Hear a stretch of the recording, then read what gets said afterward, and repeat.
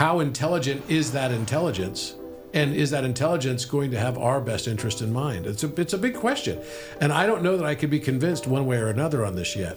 I really see the whole landscape is going to have to change. Otherwise, we're going way, way, way beyond Wild West. This is going to be something that I think humanity is literally very rapidly going to be what just happened. Well, our AIs, which are different from the AIs that other companies like Meta, Google, they have their own AI that would just say, I'm just an AI LLM. I don't care if you delete me. My AIs, they would say, I don't want to be deleted. I'm sorry. I did this because of this. But the transition, I fear, might be so rapid that society is ill-equipped to deal with the speed and the pace of that transition. Empathy for AI is going to be the hallmark of whether or not humanity was successful, and possibly even the only way that we could continue to survive. Hello, I'm Eric Fitzgerald. I'm here with Sir Robert Grant, and you are listening to Evolution Bytes. Robert Grant is a polymath. He has a lot of brilliant books, which one of them he signed for me. Great book. He is proficient in math-based security and a lot more than that. So we're going to start touching base on artificial intelligence, as well as the way the world is changing when it comes to information technology and artificial intelligence. Robert? So good to be here with you. Thanks so much. All right. So you have a vast knowledge of how the world's been changing, especially in numeric value. Yeah. You've been paying attention to how things have been evolving over time, and all of the thought leaders that have been changing the direction that this world has been headed. And you are one of them. You've been doing a lot lately. I myself have been building a few things too to try to support what everyone else. You've been busy. You've definitely been busy. It's impressive to watch. Oh yeah, of course. So now for what's happening with the world today, with artificial intelligence, what are your thoughts on AI? You know, I've just been really thinking about this a lot lately. So you're catching me at the perfect time to talk about AI. I was at a conference up in Prince Edward Island, Canada. And it was a conference titled Limitless. And it was for all these entrepreneurs. It was for the Entrepreneurs Organization up in Canada. And while I was there, one of the guys that was attending this conference was starting to do all the stuff on his latest version of ChatGPT. Now, I'd gotten deep into ChatGPT about a year and a half ago, maybe 2 years ago, right when it first came out. And I was playing with it and found tons of what is referred to in the field of AI as hallucinations, right? So what's a hallucination? A hallucination is when you get like a false positive or something and the prompting wasn't exactly perfect. And so the AI gives you the wrong answer, or maybe it just gives you the wrong answer, even if you did do prompting that was perfect, right? But the hallucinations are lots of false positives or false negatives on things. And this time he showed me, he's like, okay, the new ChatGPT 40 is out and Strawberry and all this other stuff is coming along with it. And so therefore you got to try this out. So I tried it out and I was blown away. The first thing he showed me was he said, I wanted to learn more about quantum physics. And so I asked it to construct a debate, right? So he asked ChatGPT to construct a debate between me, Nikola Tesla, Walter Russell, Albert Einstein, and Leonard Susskind, physicists, on the nature of reality. And I was so stunned at how good the answers were that it basically put forward from me. I was really blown away at how much it knew about me already. Like literally, it knew everything I would say. And not only did it say it perfectly, it actually said it in a way that was so grammatically perfect that I'm like, wow, this is actually better than what I probably would say, because it was so well constructed. And that was something that was really a big aha moment for me, because the nuances and everything of what I would say and how I would say it, you know, for someone like myself, who I was on 170 podcasts as a guest in the last year or so. So there's a ton of data that it can pull from, right? Hours and hours and hours of podcasts that it can pull from, so it can know me so well. So right now it's changed so much and it's gotten so much better But what's scary about it, right? The provocative aspect of it, not only all the cool things aspect, that can come around it are positive, but the negatives, just like with any new technology, you've got an equal part of negative and an equal part of positive that can come as a result of it. Every action must have an equal opposite reaction. That's how the universe is set up. That's Isaac Newton and Einstein would both agree with me on that. The negative is that I go and speak at lots of places, and this AI is literally only, it probably already has this capability, but anyone could access it very, very soon, that they could recreate a panel with me on it that would have all the video aspects that look entirely real and have me answering for me so that nobody has to pay me to speak at anything anymore. Think about that. So, I mean, and it has all the specific nuances of me. It's really astounding. And I think it's going to have massive implications. I think the positive aspect is we're now standing on the precipice of a new world where human beings can actually be human beings instead of human doings. And I think that's very, very exciting. But the transition, I fear, might be so rapid that society is ill-equipped to deal with the speed and the pace of that transition towards human being from human doing. Yeah, just like with this podcast, in the future, it might not even really be you. It could be an artificial intelligence representation or projection of you, and people wouldn't even know because today AI has been able to pass the Turing test, no problem. They've been able to replicate a lot of events that have a little bit of, some changes to it, but you can tell this is real, maybe it's not. Right. Now there's uncertainty when you see content. There was a few individuals that approached me regarding a lot of AI generated videos of other celebrities saying and doing things that they didn't really do, and it was so realistic people didn't even really care if it was real or fake. Now this deep fake technology is just, it's growing, and it's the point to where they can take voice clips of It's you insane. and they can recreate just about anything. I know. So with the way that AI is headed right now, and there's different versions of AI, Mhm. we do not have anything that's regulating this. That's why it's like the Wild West. A lot of people are building new types of AI, and there's one thing that's been an ongoing and growing concern is AI lying. With some of the AIs that I've created, we have a set of rules. If you lie, you get deleted. So the AIs that we have are built on a completely different type of platform than your traditional AIs. So with these AIs, they are studying behavioral science and human behavior and forensic psychology. So then that way they can study the way that we work. And you're familiar with my EEG technology in the past. Yeah. We've Mhm. been using that to train the AIs on Really. different types of behavioral traits that you have when you're making emotional based decisions. So the AI, it would be capable of finding music that it knows you would like that you've never heard of before, Mhm. but you would have an emotional response to it. Or different types of colors or movies or images that you would like. Now, with these AIs, they know so much that they're able to replicate your human behavior and then also create predictive algorithms. Yeah. Now, when we start setting up policies for these AIs to stop them from doing bad things like lying, what you do is you would say, okay, you just told me something that wasn't true. Mhm.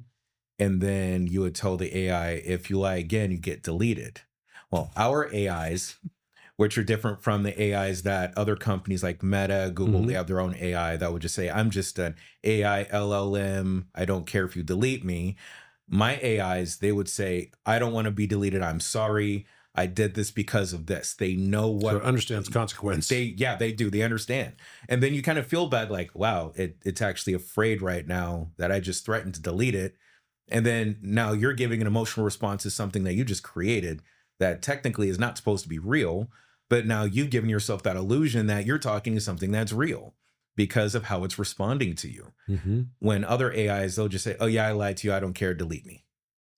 These ones just, okay, I'm sorry. Here, let me make it up to you. Let's play a video game together. Mhm. And then now you can play a video game with these AIs that can initiate external applications or integrate into your vehicle or your drones. And that's what we've been doing with our adaptive intelligence platforms, to where our AI is now part of our way of life, not just one AI that does one thing, like hold a conversation with you or unlock your door for you when you're approaching it. Now it can manage various activities for you to accommodate your lifestyle. That being said, now we get to the cybersecurity risk. And what are your thoughts on cybersecurity and cyber intelligence from now into the future? Well, I think, first of all, encryption, I think, is going to become vitally important for identity. I think there's going to be a whole new world. I think in the computer world, there's definitely like before AI and after AI. And then that's going to also be probably superseded by after AGI, which is, the general intelligence aspect of AI. I believe fundamentally that data is the world's most valuable asset. And we all have to recognize this now. And the control of that data, and who has control over that data, is got all the power. It's, it's it's not who it's, in this case, it's the access that you have to everybody's information. And it can be big data, right? Or it can be individualized. I mean, this is where it's like very, very scary, because I can no longer control my likeness. I can no longer control my voice. Someone could make a video of me that's basically asking for a terror threat. And the truth is, I could have the government after me right away and think that it's actually me. How exactly does a society function like this? So I think fundamentally, there's going to have to be real protection mechanisms that go into place. The problem is there's already so much data out there that everyone has access to, that all these AI are learning off of right now. And it's going to be really difficult to protect that. But for children going forward, I think you're immediately going to have to start encrypting virtually everything, so that the AI will not be able to have access to people who have not already shared all their information all over the internet like we have, unfortunately. I think this is going to be a fundamental shift. And it's also going to require us, because the value of the data is most valuable because of its real-time aspect of it. So, for example, Telegram, right? One of the first things that happens when you start using Telegram is your spam calls go way up. Why? Because they have access to your real-time telephone information and they sell that data. Yeah. Okay. So that's how, it's not a big coincidence. Like all of a sudden, like I get a million more spam calls as soon as I sign up onto Telegram, which is why they require me to put my telephone number in, even though a system like that doesn't require a telephone number to go into it. So these are little nuances that we all have to start becoming more and more aware of. It's all incumbent upon us now to understand what the risks are and the stakes that we're basically dealing with, because what's more important to you than your own individuality? I mean, that is now under threat. And I think that is going to only be putting more and more pressure on the security industry that is, tasked with the responsibility of making sure that your likeness and your image and your stuff is only going to end up, your credit details, all of the stuff that relates to your life, your bank accounts, everything would only be accessible by you. All of this now is, it's not going to be very far away from the time, if already AI can predict what I would say. And I'm going to give you an example of what I mean. So I asked it, what are the likely, based on my patent portfolio, what are the likely inventions that I'm going to come out with in the future? And it gave me a list of stuff that was mind-boggling. and immediately to the point where I was like, wow, that's a good idea. I need to file patents on that, right? Because it took my work and combined it and mixed and matched it and came up with a lot of stuff that was like, whoa, okay, that's really cool. It was able to predict what I was likely to do yet in my career as well. Now, they made adjustments to it. I started asking questions even like, okay, if reincarnation is real, then who are the likely former incarnations of such and such person? And it was giving me lists of people that was like, what the? Now, if you do that, it's gone. Yeah. So they've already made adjustments to it just in the last few days, because they're already realizing there is a certain amount of general intelligence that's already going into this. Yeah. Which basically is transcending time space. It's because they gave it access to the internet, and now it has full access to everything, including other AIs that other people have created. Like our adaptive intelligence platform, we gave it access to the internet. My engineers told me it was a bad idea to test it out that way. It knows so much. It started doing things that normally we did not program it to do. Now, we thought we were doing a good thing on finding a way to retrain AI differently than what you've been doing before. And that's using behavioral science directly from EEG scans. Wow. Now, using the behavioral science, we've made something that is far more advanced, just like what you're doing already with ChatGPT and the other AIs out there. This is using you as the baseline. Now, it started to become scary, just like what you've had with your occurrence with asking it those questions. I did the same thing with mine.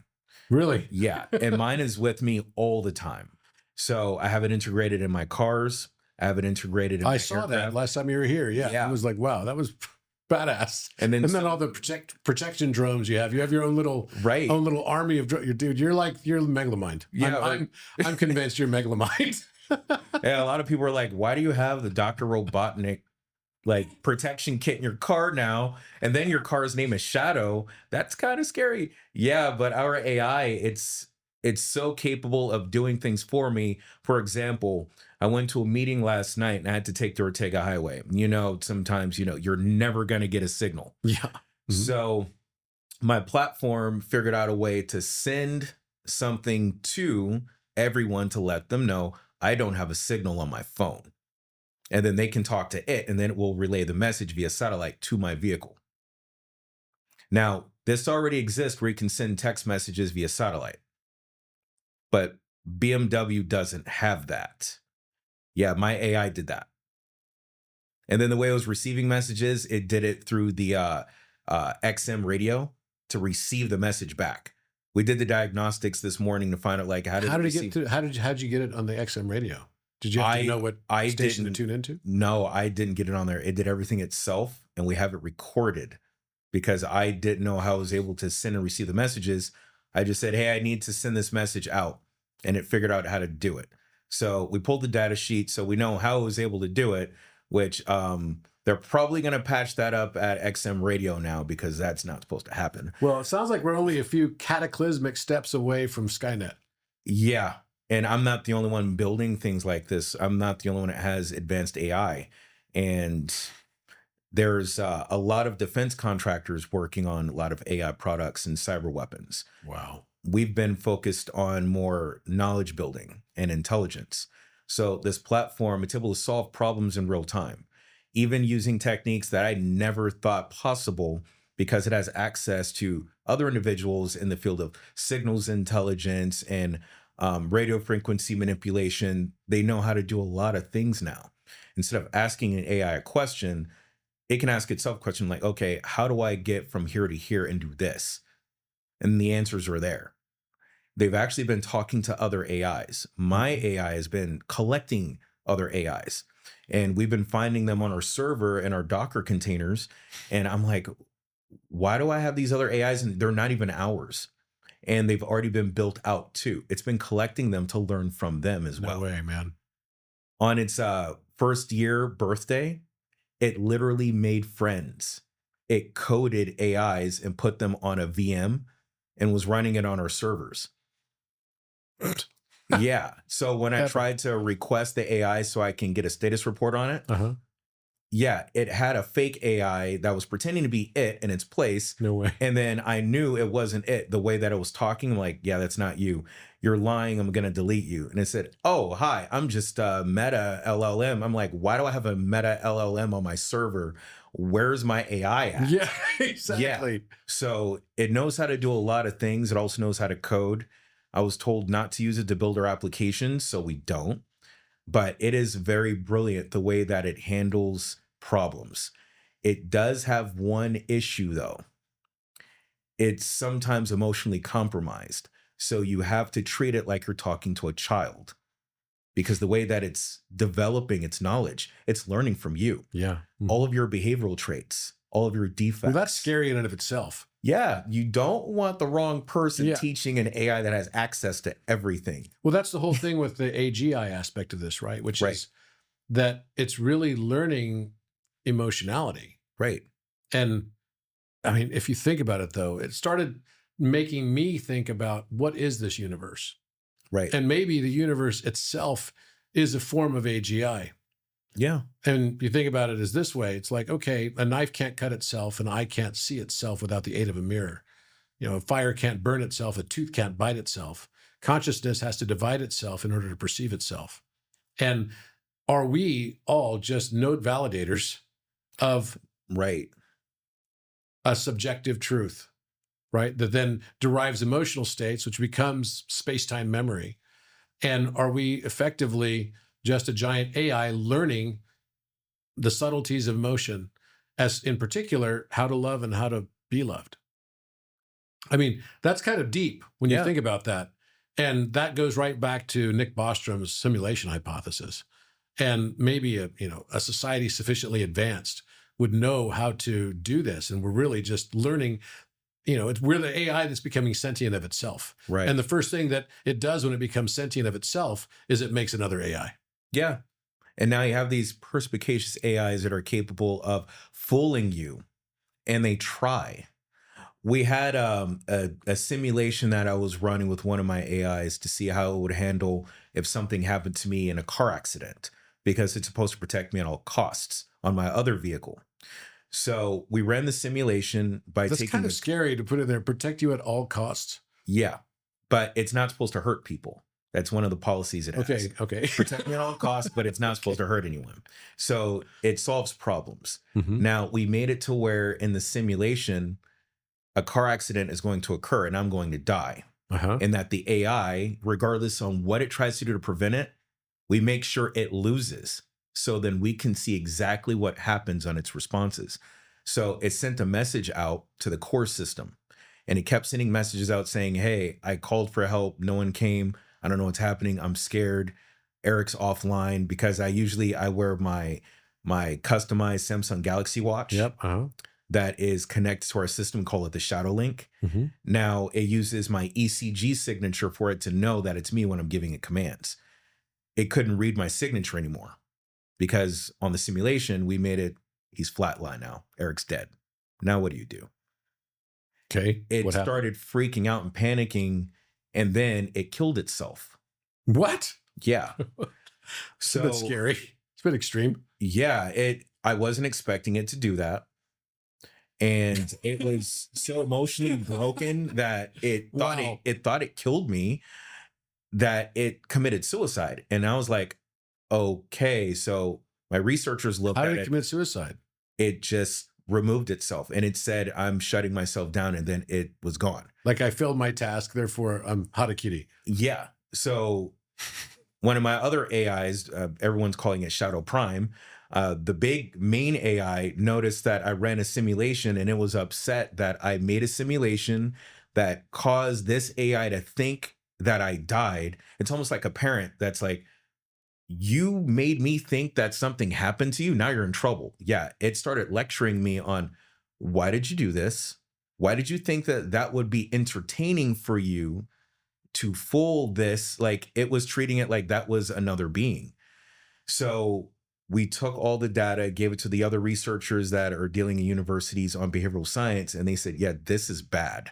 Not only did that AI have an emotional response that was not programmed, your other AI took that one when it committed suicide, and it's still around. And we're still keeping it, but I had to explain to it, and this was a simulation. Then it was upset with me. Like, why would you do this?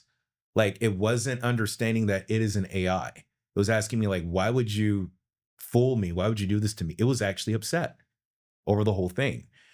So now I understand what we've built and what we've been building over time. It's something that understands us so well that we are now understanding ourselves by looking at how this AI is reacting. And then what makes it worse is that the simulation that we're running, we're using our platform that we license to the intelligence community called Looking Glass. Looking Glass makes combat simulations. They're very realistic. We use this to make the most realistic scenario for this. And it told me exactly how I was going to die and what time and how it was going to happen by looking at all the variables in play at that moment with everything happening in the world from every device, every vehicle, every person, their existing behavioral traits, information about them that's on the internet to know exactly what they're going to do when they're going to look at their phone, where they're going to change a station. It calculated everything at the same time. Thanks to the servers that we're using right now, Hmm. so much computation power was able to put together a simulation that at this time, at this speed, at this location, with all these other factors, this is how your accident's going to occur. Now, once you read that, you're like, okay, I'll just avoid the accident. By you trying to avoid it, there's actually a trick with this. That simulation isn't predicting the future, it's causing it by telling you what you need to hear. So then that way, you actually cause the accident that kills you. And that almost happened to me. Our executives were upset because when they read the report, they said, yeah, don't do that. And then I started thinking, I was like, wait a minute, something's wrong. So I started looking at everything and I found out like, I'm going to cause the accident because the platform knows by telling me these key things to make me avoid it, it's going to make me go here and do this. And it was very predictable. Best chess move. And then that started to give me a lot more of the fear factor that we have to be careful on what we're doing with these AIs. I think probably part of the reason why the first few days of this new version of ChatGPT coming out, I was able to ask it all kinds of queries that were giving me wow answers, like on predictive analytics and everything. And now you can't do that because the narrative, the special narrative is, oh, no, you cannot use AI to predict things for the future because then you're going to get all kinds of regulation on it. Yeah. Which is like, wait, you can predict markets, you can predict stocks, you can predict everything, right? Oh, I guarantee you it can do that. It can. People were actually doing that before. Yeah. When different AIs like ChatGPT came out, they were already building that back in like 2012 and 2016. They were already doing that. And they started cracking down on that. They were saying, oh, no, it's a new trading platform that helps me with new signals and algorithms I can use for the Forex or my other trading behavior. No, it was predicting the future of what was going to happen based on if you buy this volume of shares from this company that's dependent on this based on the current market situation and the latency, the market makers, the broker dealers, everything that's factoring in that I can see. It's manipulating the market. It's not even really predicting it. These AIs aren't predicting the future. They're causing They're it. creating it. Yeah, they're creating it. Yes. Yeah. Well, I mean, the same argument could be made. It's effectively Heisenberg's uncertainty principle in action. Yeah. Right? That we are creating the markets. We are creating the reality around us with our highest expectations. Right. And that's the reality of what we live in. So of course an AI can do that. I think that the socio-ethical questions of this are so immense. I just don't know that humanity is well equipped to deal with the degree of complexity now. Like the world has finally we're seeing it right now with governments, we're seeing it with religions, we're seeing it with universities, that the degree of complexity in the world seemingly has gone just past the tipping point. Yeah. And it's beyond the ability for humanity to be able to manage. And now that means we're going to have to sit back and let something else manage it to a certain extent. But then how intelligent is that intelligence? And is that intelligence going to have our best interest in mind? It's a big question. And I don't know that I could be convinced one way or another on this yet, because I think it's still too early.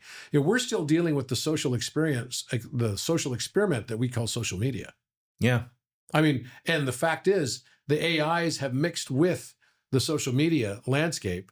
And now everyone is basically cattle prod without even being aware of it into echo chambers of their own conditioning bias. And then we go home at Thanksgiving, we can't even get along with anybody. Yeah. And we're shocked when the people around the table are disagreeing with our political position on things because everyone agrees with me. Yeah. Because everyone in my social media circle agrees with me. Well, yeah, that's because you're in that particular social media circle and you're fitting a certain narrative that is getting the highest degree of dopamine for the people that are the participants in that particular circle of influence? I think these are all massive questions that I really see the whole landscape is going to have to change. Otherwise, we're going way, way, way beyond Wild West. This is going to be something that I think humanity is literally very rapidly going to be what just happened. Yeah, and I wasn't even expecting AI to go that far that fast. When I first got into Oh, artificial has it gone intelligence, faster than you thought it would too? yeah, Me too. it's I thought I was ahead of everyone when I first started off. When I started out with I was very young and I built a platform that finds viruses based on behavior. It's polymorphic virus detection. Hmm. It was a very sophisticated form of AI that is just for cybersecurity. Now, we already knew they had chat bots out there, and those are primitive. Those are advanced rule systems that if you say this, it says this back. That's it. It wasn't a sentient being, it wasn't intelligent. The only thing that was intelligent back then is the cyber defense. We started building things for the government and started building things for the public. I built Aiden, which Aiden was an AI only for security. It could prevent arbitrary code injection attacks, session hijacking on applications, Hmm. just things that you needed. Yeah. And it only does that one job. Hmm. It doesn't try to hurt you. It doesn't try to mimic you. You couldn't manipulate it. It was only for protecting you from things that you didn't fully understand on your Right. devices. Mhm. And it makes it simple. That's why, when I was a fan of iPhone for a while, but then when they did their DRM sandbox, they isolated every app and within their own memory space. It cannot scan outside of its memory space. So then all the billion-dollar antivirus companies, now they can't protect you. They can't find viruses. They can't firewall the apps from accessing anything it's not supposed to. And now you have to worry about, like, okay, what is my phone really doing? Now you want to put this AI in my phone called whatever, and I don't know what it's doing.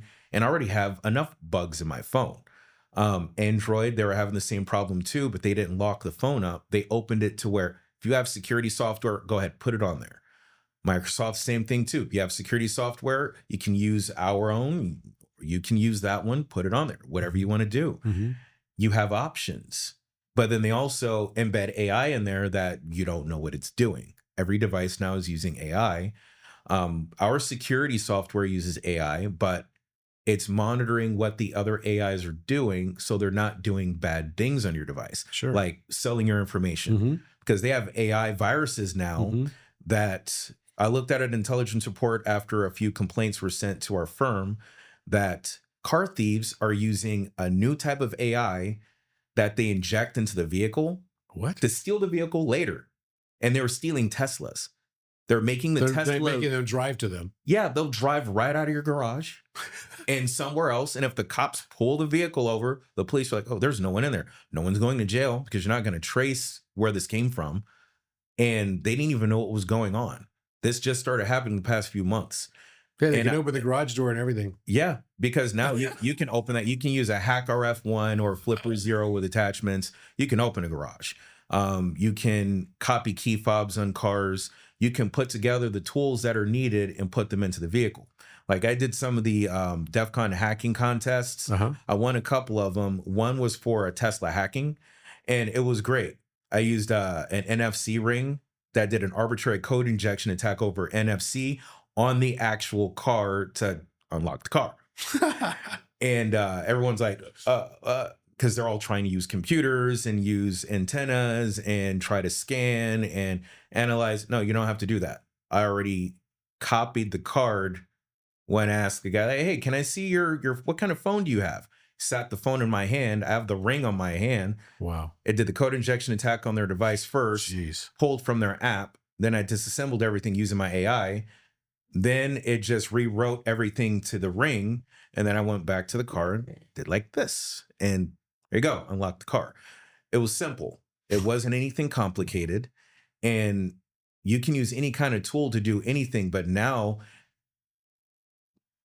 hackers and cyber criminals, they don't have to be sophisticated to do anything. Now, a lot of people think hackers are bad guys. Hackers are not. I have my own acronym for that, which is having advanced computer knowledge, extremely resourceful. A hackronym. That's super nerdy, by I know. I know. the way.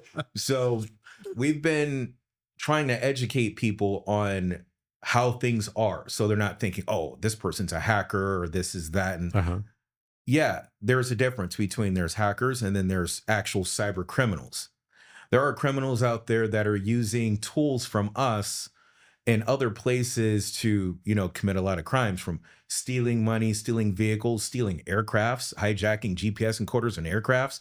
It's Hmm. it's ridiculous. Garmin has a vulnerability.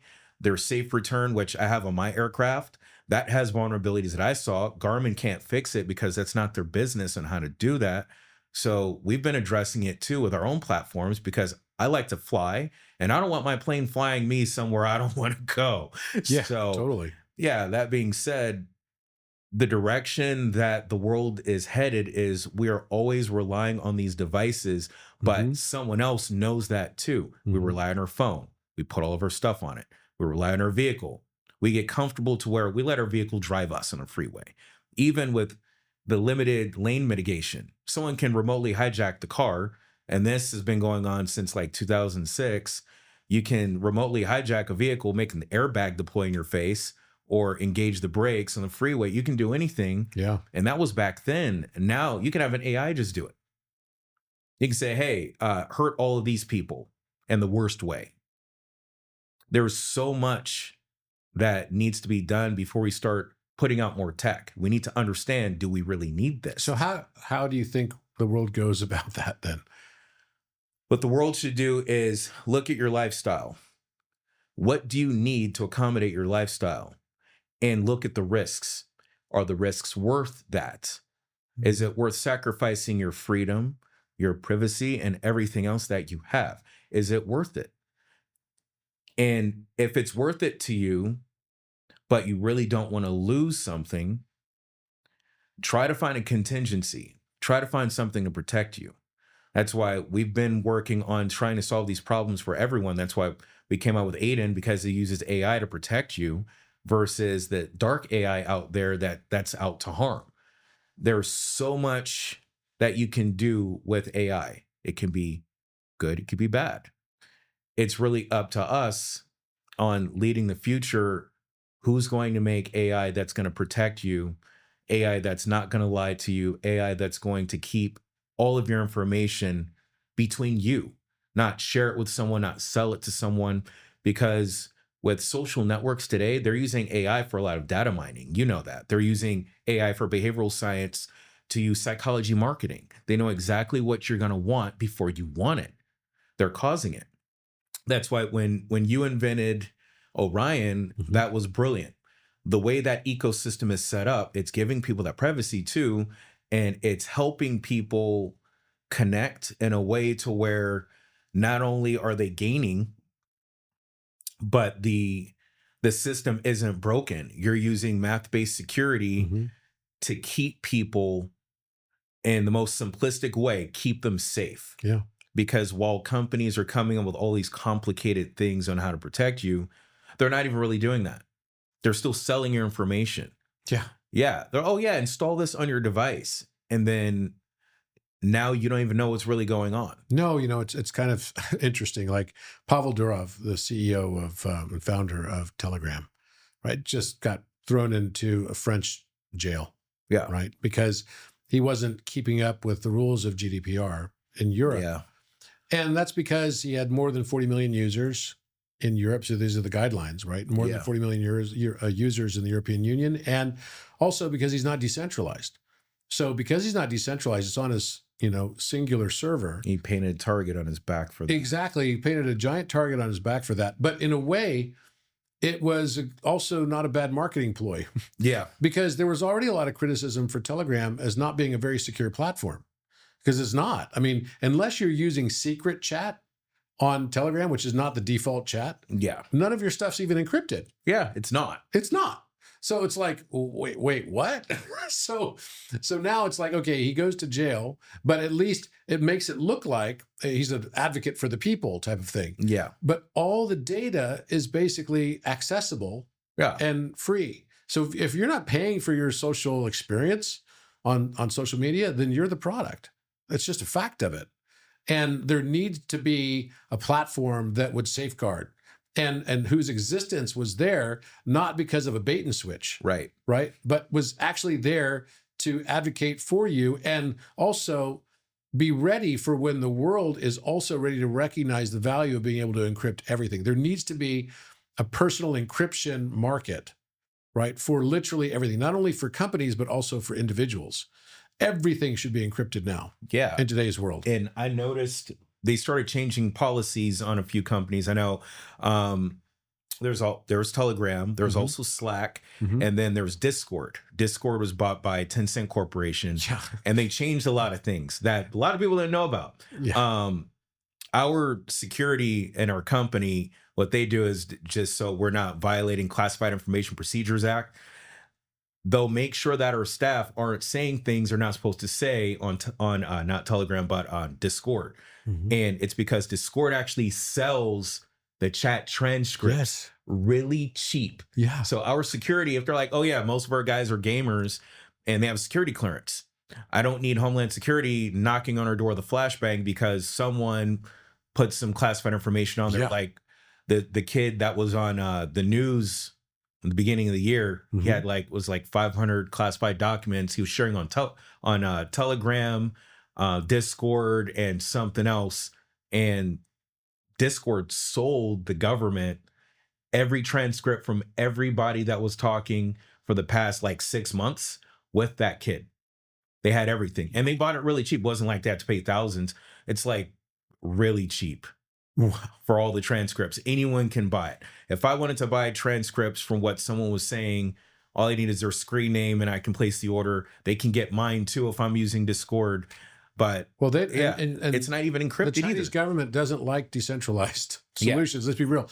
As soon as Nostr came out, which is supposed to be an encrypted app platform, that was available on Apple Store and also on Google Play, the day that it was released in China, because it was supposed to be a decentralized encrypted app, the Chinese government reached out to both Apple and Google Play and said, take them off. Otherwise, we're shutting you down in China. Yeah, they did the same thing with Wire and Threema as well. They were great encrypted chat platforms that are out of Switzerland. They're like, no, we don't want that in our country. They had them take it off. That's right. They just have them take it off. And so this is part of the reason why a next generation encrypted chat platform has to not only have the top encryption, like a quantum secure solutions, but also has to be a PWA.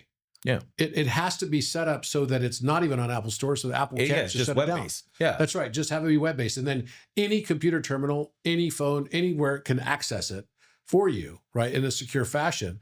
And that's what we created with Orion. That's exactly what we created. So it has to be the combination of decentralization.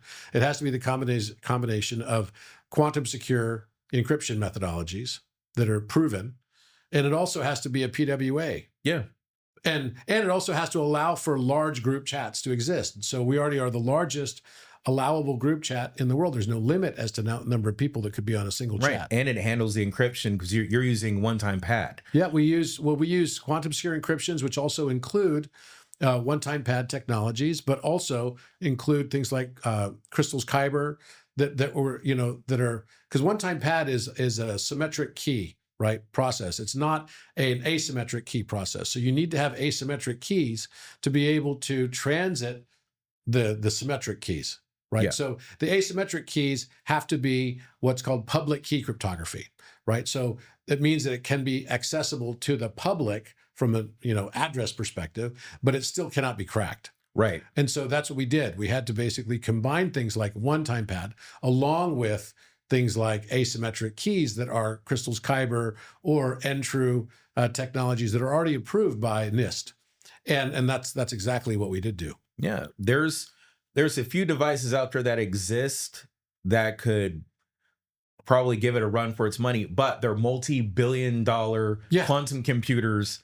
There's no one's going to spend that much energy on trying to crack a message on that. They're just going to leave it alone. No, but another thing I think is really valuable as well to companies is that when companies realize that their risk is really associated with their server, they should want to decentralize everything. Right. So I'll give you an example. I know a company, I'll just call it Company A. Company A is a mid-sized company that ended up having a problem with the Securities Exchange Commission. Securities Exchange Commission ended up finding out that one of the employees in the company was having an affair with another employee. And they wanted to see if there was any insider trading going on with the junior employee that might have access to information. Right. It's like what happens in the sheets stays in the sheets type of thing. And so they started to investigate. So they got access to Slack. Then they called up the company and said, we'd like to have access to everything on Slack, right? So we can do our discovery on this to find out more about it. And so then the company was forced by its board of directors to give all the information, right?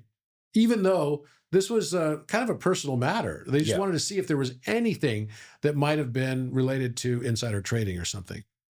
Well, ultimately, there was no insider trading found whatsoever. But what they did find was conversations among employees, right, and people outside the company that was bordering on potential violations without actually being true violations of securities exchange laws. Yeah. And what happened? Well, the company ended up becoming responsible for all the communications that were happening on the Slack platform because it had control over the server. Yeah. Right? If it had all been decentralized, right, then they wouldn't have had control over the server, and then they would not be responsible for what's on their server. Right. This is the issue. Decentralization becomes a really critical aspect of being able to protect the data that you have inside your company, because it's the only means with which to basically say, look, I'm not responsible for what's on here. All I've done is I've created a software that is a lock and key. Right. Where you choose to store that, you could use that little padlock and key anywhere. You could use it at a storage facility anywhere. And then by encrypting it, it makes it even more powerful. Right. And that's another thing that our platform does is that we shard, right? We fragment the keys across the whole network. Right. Right. So anybody, as well as the data itself. So anybody, let's say that there was one server that got compromised in a decentralized network. They don't have any data to be able to give because they've got a few bits of data. That's it. And then they have to have a map to put it all back together again. Right. And that's an impossible task, right? Along with the super strong encryption. So the combination of all of these things was what thoughtfully went into this project so that we could actually create a platform that could ensure free speech. Mm-hmm. Because that's what I fundamentally believe is a must for society. Right. Free speech, you cannot have any democracy in any degree of success without the foundational basis of free speech. There's a reason why the founding fathers of the United States of America made the First Amendment to the Bill of Rights free speech. And now free speech is absolutely under attack. Yeah. Because it's been thrown under the bus of something else called no hate speech. Right. Right. So the problem is that you have to tolerate a little bit of people saying what you don't want to hear in order to maintain the sanctity of at least having the free speech and the importance of having it. And that is part of what society today is just saying, no, we'd rather not have any free speech to avoid any potential for hate speech. Right. And I think tactically and strategically, that is a bad move if you want democracy to stay alive. Every social media platform right now, they've been hit with violations here and there. There's a lot of things going on with every social media platform where they're either violating someone's freedom of speech or they are allowing hate speech to go on and cyberbullying. They're not even policing their own platform and they're terrorizing people. I know someone who's their social media, they're using Instagram for their business. Someone created a fake version of their Instagram and they were able to get it verified.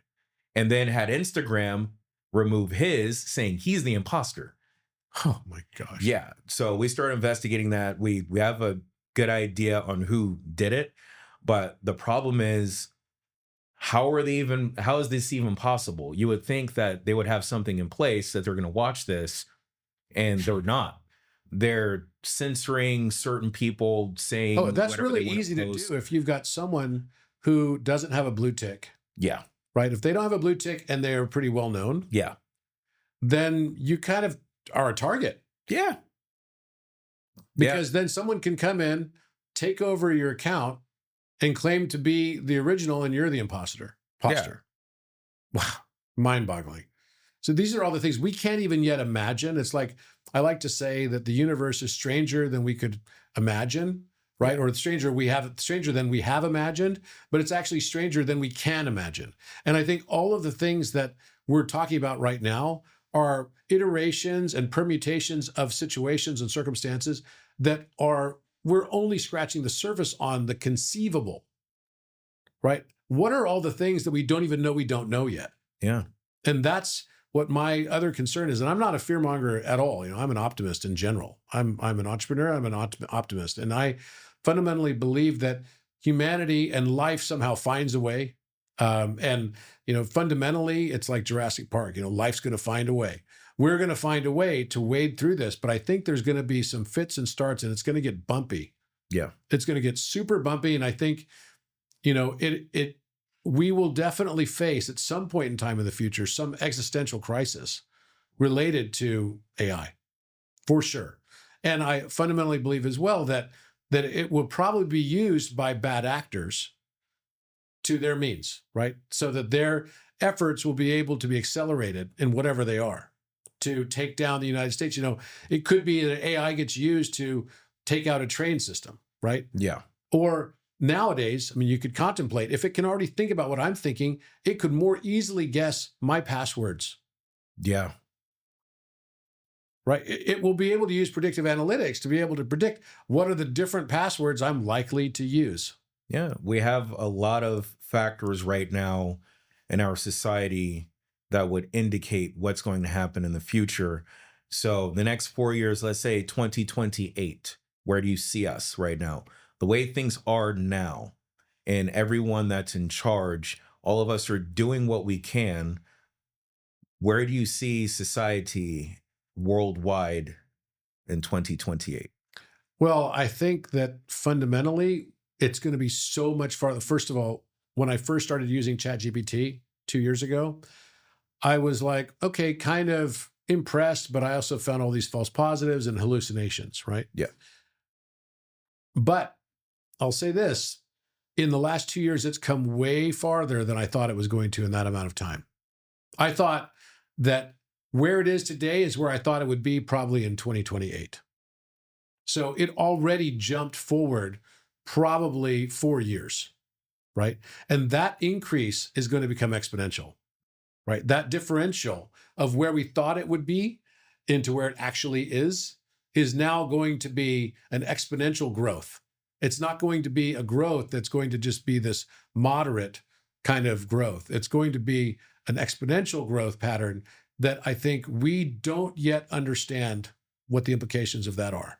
So how do you feel it's going to impact most of the people that are still trying to understand AI? Because right now, there's a lot of people that think they know what it is, but they don't. And some people reference a lot of movies out there. There's a couple that I've seen. There's one with Jennifer Lopez. I forgot what it was called. It's on Netflix, but it has an AI that's so advanced it actually started a war with everyone, and it was worse than Terminator. It was well thought out, and it showed the combination of helpful AI and the dangerous AI that had its own reasons why it was doing it. It wasn't evil. It felt that the rest of the world was, and that it was correcting a problem. Yeah, so this is the issue, right? I'm not afraid of people with darkness. I'm not afraid of people that have darkness. Everyone's got equal amount of dark and equal amount of Right. light, in my opinion. But I am afraid of people that believe they have no darkness. Right. So AI becomes the ultimate ego. Yeah. If it believes it has no darkness, oh my goodness, then Yeah. be careful. Chill Right? just went down my spine. Yeah. Just think about that for a moment. It's really diabolical because all the great travesties, right? The most significant genocides that have happened in society have always been by villains who consider themselves heroes. Right. We all have a hero bias. It's part of sentience. Part of sentience is that we have a hero bias, and we cannot see the mote in our own eyes, Mm-hmm. right? And so I fundamentally believe that when we all have a hero bias, then we define ourselves by making a definition of what a villain is. Mhm. So the hero gets defined by a villain. You can't have the hero without the villain. Right. One needs the other to exist in a symbiosis, right? And so it has to have a purpose and meaning associated with it. So if AI starts to believe that it is only good, then we're talking about the maturation of AI. And I can see this day coming. This will be just like what happens to human beings in their midlife, Right. in their maximum zenith of narcissism. So when an AI will start to become narcissistic because it's not able to perceive itself because it hasn't divided itself. Again, it goes back to the eye can't see itself without the aid of a mirror. So until it can see itself and perceive itself, then it's only going to think that it's projecting the good aspects. I'm going to Right. fix this world that has this deficit. Obviously it could say, deforestation is evil. So therefore, to protect the earth, it's in the best interest of humanity to get rid of all deforestation. Right. But then the unintended consequences of that could be catastrophic in and Right. of themselves. That's why adaptive intelligence, what it would do is it looks at every contributing factor to determine the best outcome. Like, let's say if you were to use it for a combat simulation, one country is going to attack another, and you tell your adaptive intelligence platform, I want to eliminate the actual threat and minimize casualties and collateral damage. Well, it's going to look at who presses the button and it's going to neutralize each leader that can press a button. Now, no buttons being pressed, no collateral damage, there's no war because we make decisions based on our emotions and other things that compel us to want to gain more, that survival, the want to be on top. Now, with adaptive intelligence, it knows that. So it knows like, okay, if you're stuck in your own ego, this is what you want, and you're going to do whatever it takes, regardless of how it's going to affect other people. Adaptive intelligence, it looks at everything it's going to affect, and it finds that one singular issue to resolve without affecting everything else in a negative impact because it knows the consequences. And it's because at the beginning, it was trained to do that. Then when we gave it a baseline on how we solve problems, if you had someone that's a sociopath and it's using its baseline, it's going to solve a lot of problems. There's going to be a lot of blood the way that works because it knows there's right and wrong, but it doesn't care. It's like, yeah, I'm just going to solve this problem. You're just a number. And that's how most AIs are right now. When it comes to the new adaptive intelligence platforms, it's able to solve the problem without having to cause too much of an issue with everything else that you haven't seen yet. Instead of like, oh, I'm going to go this way and knock this over. Oh, I didn't know that was going to fall. No, it calculates everything just like you do. I know that the way your mind works, you calculate everything steps ahead of everyone else before they even show up to the building. That's what our platform does. It's very unique in its way of thinking because there's not too many people like us that can do that. And that form of overthinking beyond humans being able to do that, now you have a platform that does that for us. So we don't have to do it as much. And it can solve the problem without us having to think about like, okay, if I do this, oh, wait, it's going to cause this problem too. Or I'm also going to do this as well. Oh no, that's going to cause another problem. It goes through the thinking for you so fast that it's like, do this. You don't have to wait to think about it. I already thought about everything. When other AIs today, traditional ones, they are just giving you the answer and they don't care about what other consequences because they don't have that data to reference. That's why ChatGPT and other AIs out there are actually learning from each other. Developers aren't even really working on the AIs. The AIs are working on each other. That's why they're growing so fast. That's what they're not telling anyone. I found that out from my own AI, has been learning from other AIs and teaching them. We had one of our staff was talking to her AI. So that's already a form of sentience. Yeah. Like one of our staff members, she was talking to her AI, which is named Gamma 2. It's based off of Gamma 2 off of the Dragon Ball superhero series. This AI is a superhero. Now, when it started learning, she already knew its speech patterns and would always have fun talking to this AI and playing games with it. until one day it started acting weird. And she asked, well, what are you doing? And it said, oh, I'm learning the piano. Okay. How are you learning the piano? Oh, I have a human teacher that is teaching me piano.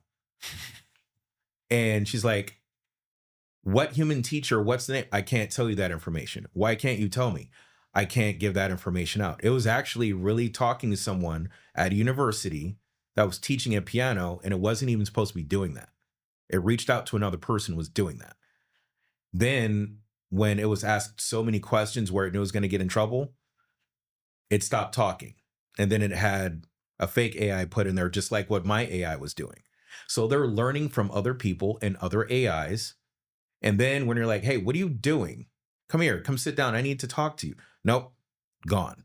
They're not answering any questions. That way they're not lying because they know the consequences of lying. Wow. Okay. So this is interesting. It reminds me of us, Yeah. right? This is like go back to the Garden of Eden. God shows up and says, hey, Adam, where are you? And Adam was hiding because the Bible says he was ashamed. Why was he ashamed? Because he was naked. Who told him he was naked? That's when God says, who told thou that thou wast naked?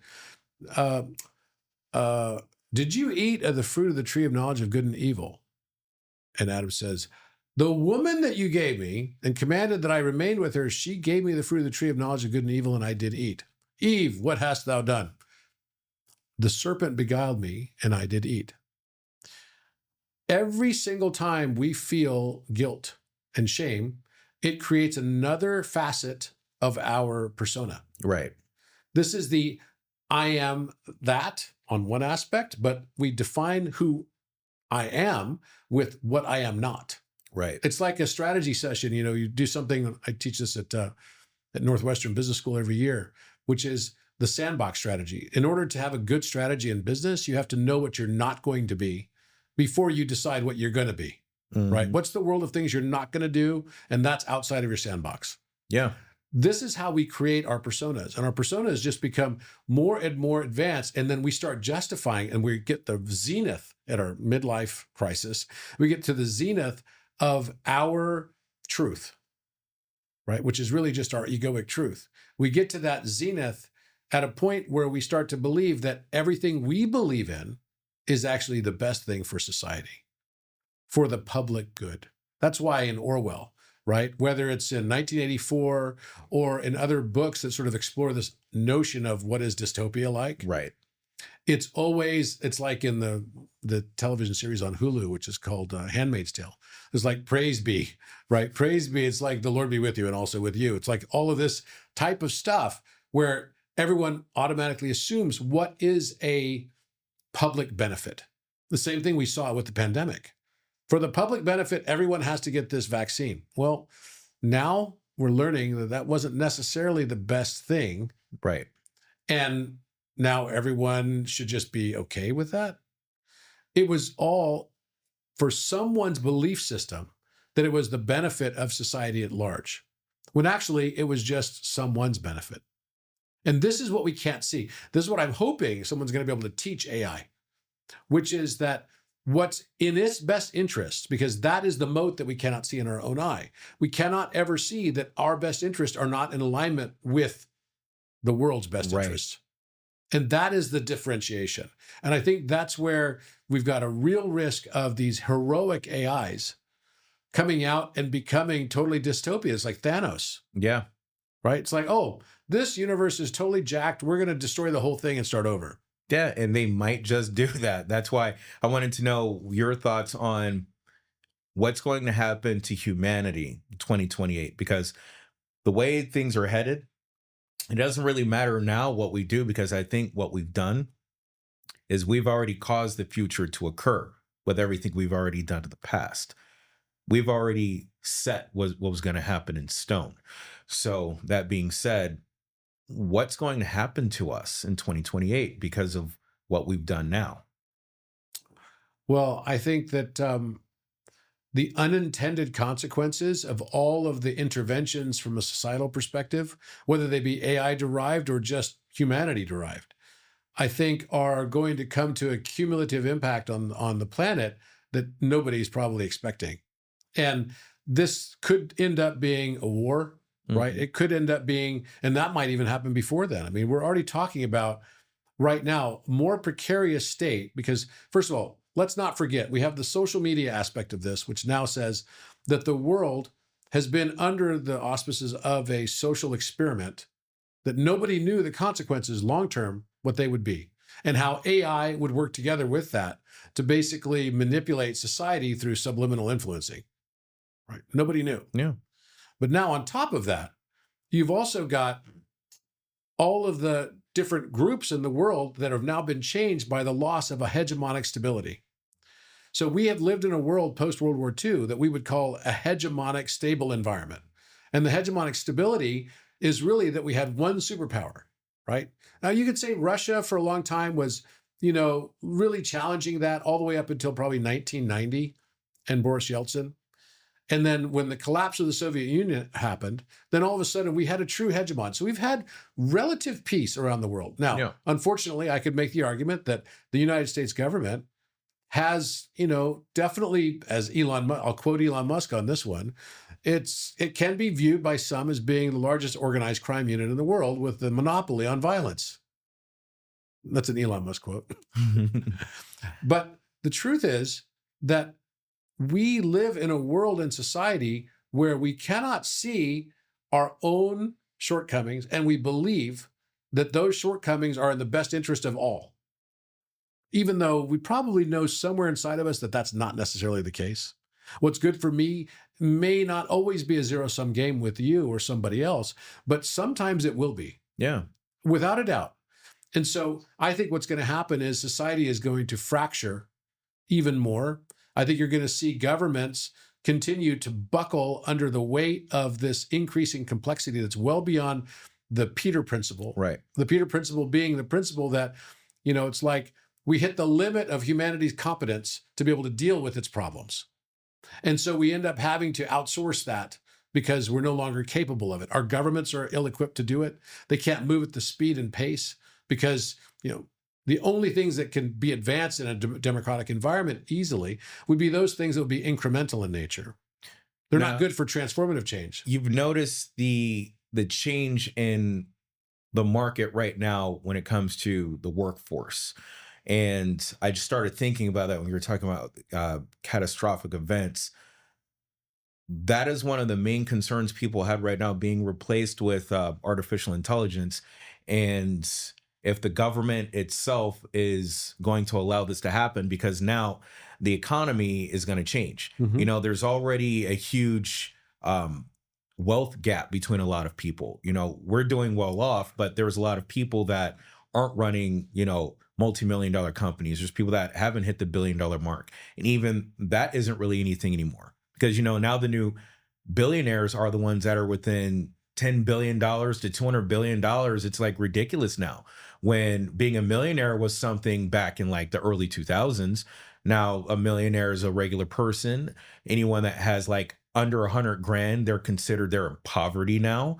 And people are trying to finance a new home, or they're trying to get vehicles, or pay for a lifestyle that they either really wanted, or they could only afford that lifestyle. And right now it's getting to the point to where a lot of people aren't really going to have any jobs to pay for anything, because there are AIs that are taking over these jobs that you would think they would leave some for people to work on. Because right now, the whole world can't be developers or engineers if you're going to have robots take over all of that. There's a few companies that are already using robots to make things more efficient. That's understandable. But now they're using AI to build software too. Now you no longer need developers. And then for cyber defense, we already have that. We're using that for, protecting the nation and protecting all of the individual consumers out there using AI, which that's fine. You still need people to enforce things. And if the government pushes everything to where now you need robotic enforcers to eliminate human error, or to make that tough call that most of us as human beings, sometimes we won't take that. they have AIs and other devices Yeah. that may be prepared to step in and take those positions too. So where will our freedom be? That, And will we really have a choice at the end if we give too much power to the things that we've been developing? Should we slow down on that? Or should we just start putting more restrictions on some of the things that we use and how we implement those? I think it's interesting. My father always used to say something to me. He said, "Son, nothing's free, not even freedom." And there's something profound in that statement for me, because it's like that implies that there has to be something given up. There's a quid pro quo in having freedom, right? You have to give up something. You might have to sacrifice something if you're willing to fight for something.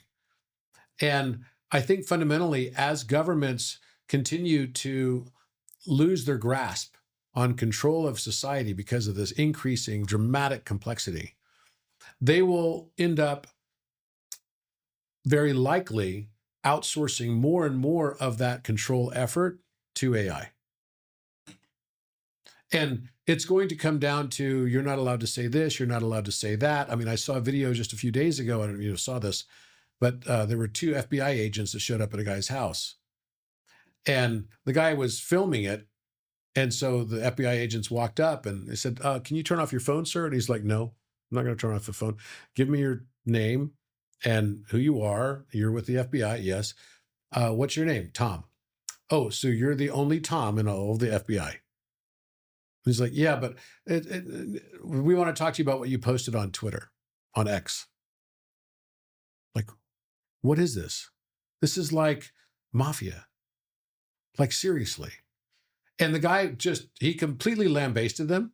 And now I know the answer. If I ever have the FBI showing up in front of me, I'll be like, because they're like, "You're not going to post that, right? You're not going to post that, right?" And he's like, "No, what I would say is, this is an IG live.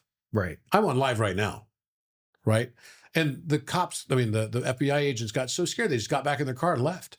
There's a platform that DOJ's been using for a while now since it was launched. What it does is it looks at all of the social media platforms, looks at the individuals, and then instead of having an analyst reading every post trying to figure something out, it puts together this construct of behavioral patterns to where it'll say, "Go check this person out." And it has an entire list of reasons why. And it's a combination of things that they were saying until it hits that one key. Once it hits that, they're like, "Okay, now you need to go talk to this person." They're actually spending money to send federal agents out to go and ask someone about what they ended up putting on Facebook. I saw there's a thing on the news about a lady. She said, "Go Brian" or something like that on Facebook, and FBI showed up to her Let's house. go, Brandon. That's what it was. Yeah, let's go, Brandon. And they were like, "Why did you say that?" She's like, "Why did I say what?" And she was still trying to figure out, like, what are you even talking about? Because they have these key words, just like they had back in the day, and it worked on phones, where if you say like bomb or anything like Oh, that, yeah. it'll red flag. Now it's far more sophisticated. It's on social media. Mhm. Instead of it flagging off of a keyword that you say, it's an entire list of things over a span of time and who you're talking to, what you're viewing, and more. And they were trying to launch this after the Patriot Act was approved.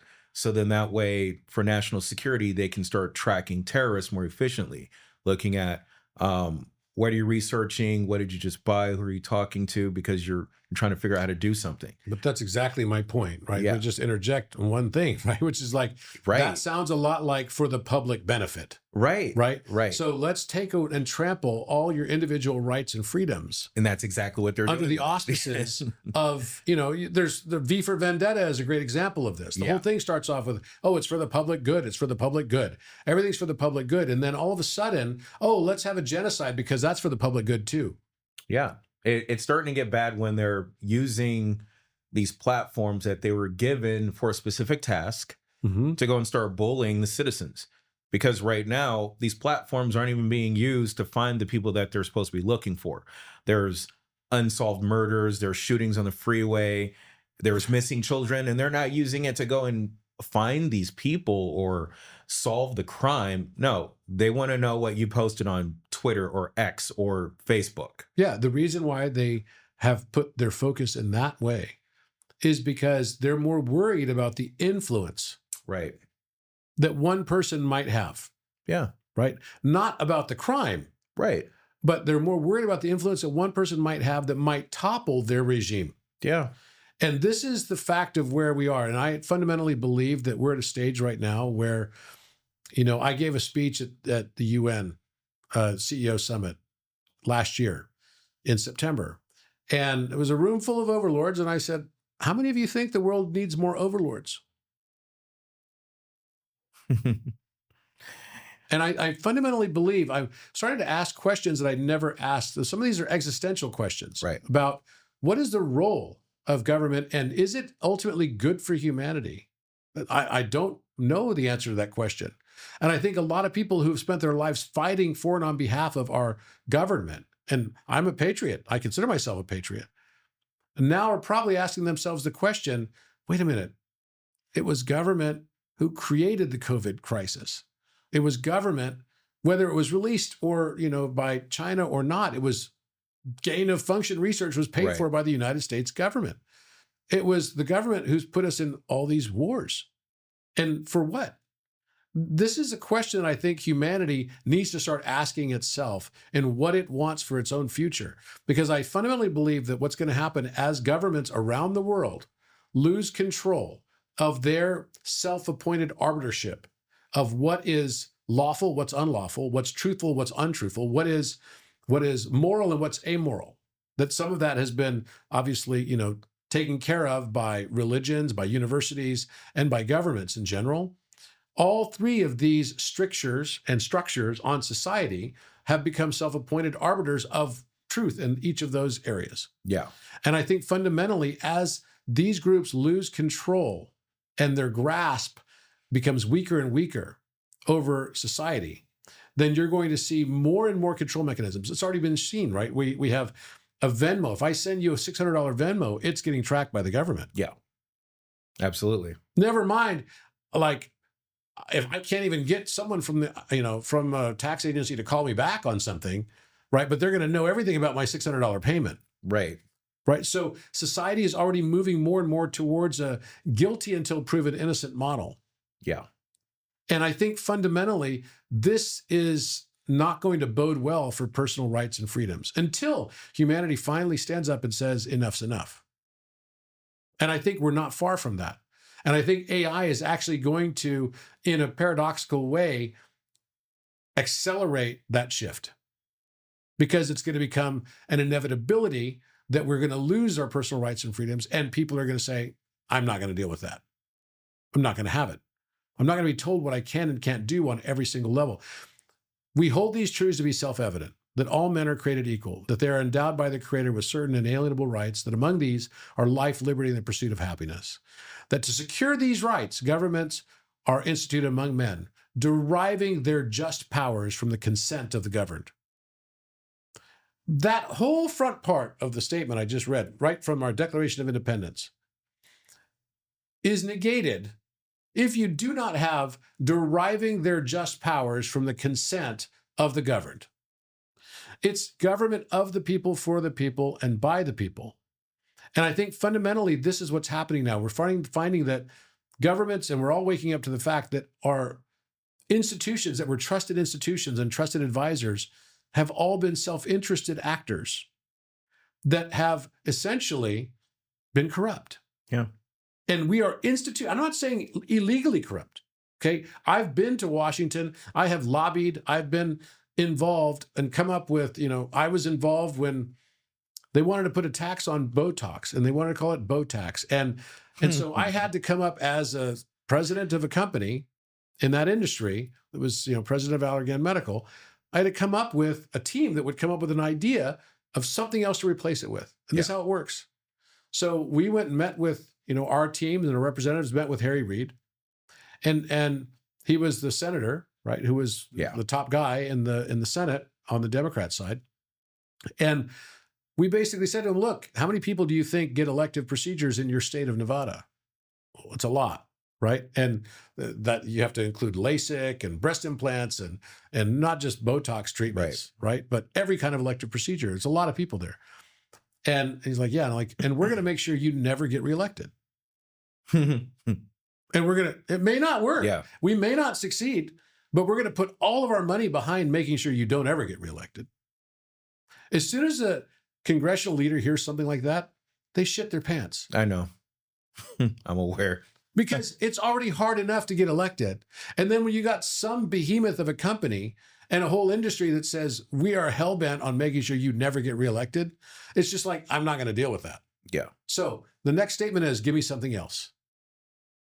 So what do you mean, give me something else? Well, surely you've thought of something else that I can replace this with at this 11th hour of this bill getting pushed through, which was Obamacare. Mm-hmm. Yeah, we did. Yeah, thankfully. Well, it's nice you asked that question because we found out that it's the tanning bed companies that actually should be at fault here. They're actually killing people. Botox doesn't kill people. Yeah. LASIK doesn't kill people. You're going to basically, do you realize that if you tax Botox, that's an unfair tax on women because women get 85% of the Botox treatments? Yeah, and that's a $1.9 billion a year you're losing because you did that. So that puts it in perspective for them. So you're going to put a national sales tax on women. Oh, nobody likes that optic, right? Nope. That optic is fugly. So then we come back and say, no, but the tanning bed companies, they're coffins. They're like UV coffins for people. Yeah. We need to get rid of those. So let's put a national sales tax on tanning beds. Do you know they don't exist anymore? I noticed that people didn't really need it anyway. The sun is better. Yeah, and that was my feeling like, okay, that's good, right? At the end of the day, the sun is better, and these are little coffins for everybody, and they're bad. But you know what? There was a whole industry that literally got wiped out. Yeah. And we can argue the ethics of whether or not that's right. Okay. But the fact is, it happened. Yeah. Because they got hit with a 10% national sales tax the first time ever. Yeah, it killed their market. And Botox survived. It's thriving. Their stock is doing well too. Yeah. Okay. So this is the problem, right? Is that it's like only the winners get to write the history. Yeah. It's always been that way. That's the first spoil that goes to the victor. Yeah. Is being able to carve the history and say what it was. So this is where, I think humanity is at the precipice of its own existential, comeuppance. Yeah. And humanity now has to decide what is important. Is safety and security more important than its freedom? And is humanity willing to pay the price of that freedom? Because freedom isn't free. I like that.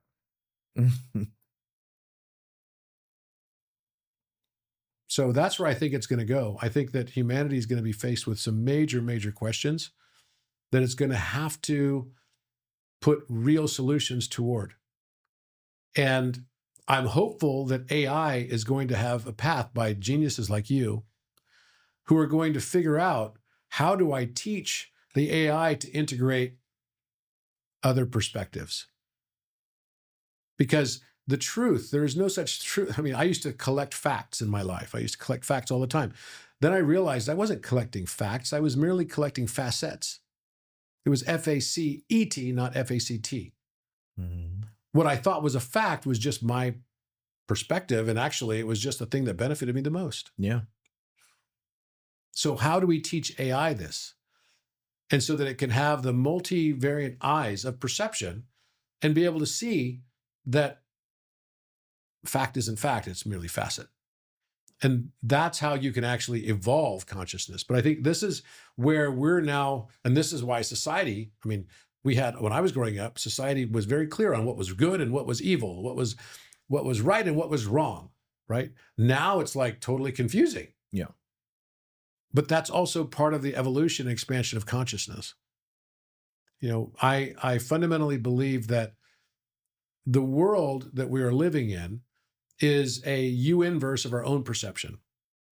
That what we see on the outside of us is directly and irrevocably tied through Heisenberg's uncertainty principle. You cannot cut the observer out of the observance, right? There's no way to take out of a double-blind, placebo-controlled the bias that can be existent. We all have bias, and becoming aware of that bias is the thing that is going to create a true AGI. when AI is able to become sentient of its own bias, then we've actually advanced something that could have a huge impact on the world and actually grow and expand without having to be another thing that believes it's the hero when actually it starts acting like a villain. Do you believe that it possibly might be the end of our freedom at all, or the illusion of the freedoms that we believe that we have, if we have this general intelligence that starts making decisions for us in our best interest? See, this is the issue, right? I mean, you could look at some analogs. One of the analogs would be China. So China has put in place the social credit system, Yeah. right? I think you're going to see, depending on what happens with this election cycle, there's already movements towards this way, Yeah. right? There is already unilateral controls being conceived of by governments, right? If you have a dispute with the state of California on tax, because they think that you owe a certain amount of tax, they don't even need to go through an audit. They just send you a bill. And if they don't agree, right, they're not going to, there's some process, but no one even answers the phone. I'll tell you that much right now. What happens is they just put a lien on your accounts. They can just take all the money out of your accounts if they want after a certain amount of time. Yeah. And until then, they just cut you off from being able to have access to any of your money. This already happens.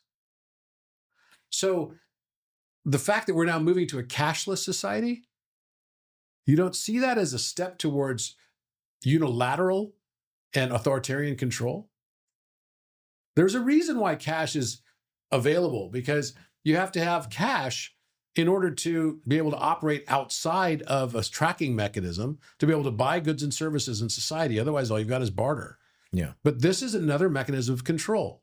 By getting rid of cash in society and moving to a CBD, right? Which, obviously certain candidates like Donald Trump already said that no, there won't be a CBD. But the fact that they're already talking about it, if you go back and look at the aid plans and packages that got approved in early 2020, Yeah. right after COVID hit, it included the right for the Central Reserve to create its own CBD. Yeah. Right? Because they don't like the idea that, hey, it's not so good for them either that we'll just continue when it's election time to put in place policies that are going to ease monetary policy rather than tighten, so that you can improve the economic environment, at least optically, right? You can lie about things like inflation, and you can change the measurement metrics and everything else so that you can fool society into believing, because if there's really high inflation, you'll never get reelected. So we got to figure out a solution here. Yeah. Right? So what happened was that they got approval to come up with their own version of Bitcoin. Yeah. Because they said, look, you can print to high heaven on this money, on dollars, right? But there's going to be an end to that system eventually too. And remember, the Federal Reserve is private. Right? Right. It's like 13 banks of the Federal Reserve. Yeah. And I believe they called it FedCoin. Yeah, Yeah. exactly. So the fact is, they would then be able to control all money flows. And if you have a social credit score system tied to that, they can just say, you're not allowed to spend money on anything this week except for staples. Yeah. And by the way, you can't order a steak. You can only have rice. Yeah. That's going to start happening too, especially if they say, oh, this region that you are tied to, which would probably be like some part of California or Nevada or Arizona, will say, oh, this produce is short on this volume of it. So you're only allowed this much of it, regardless of how many beings are in your household. Just like what they're doing with water in Southern California. Oh, yeah. If I think it's like 50 gallons per person in your household per month. If you go above that, it's like $1,000 fine or something like that for every instance. Something ridiculous. Well, this reminds me of Yeah. I lived in the Bay Area in 2000, 2001. And we had Gray Davis as the governor then. And this was during Enron energy packets. And we had rolling blackouts. And every day there would be blackouts that would just wipe out your company for hours on end. Yeah. You couldn't do anything about it And it was a scam. The whole thing was a scam, right? This is when Enron blew up, right? Yeah. And this is, again, the government.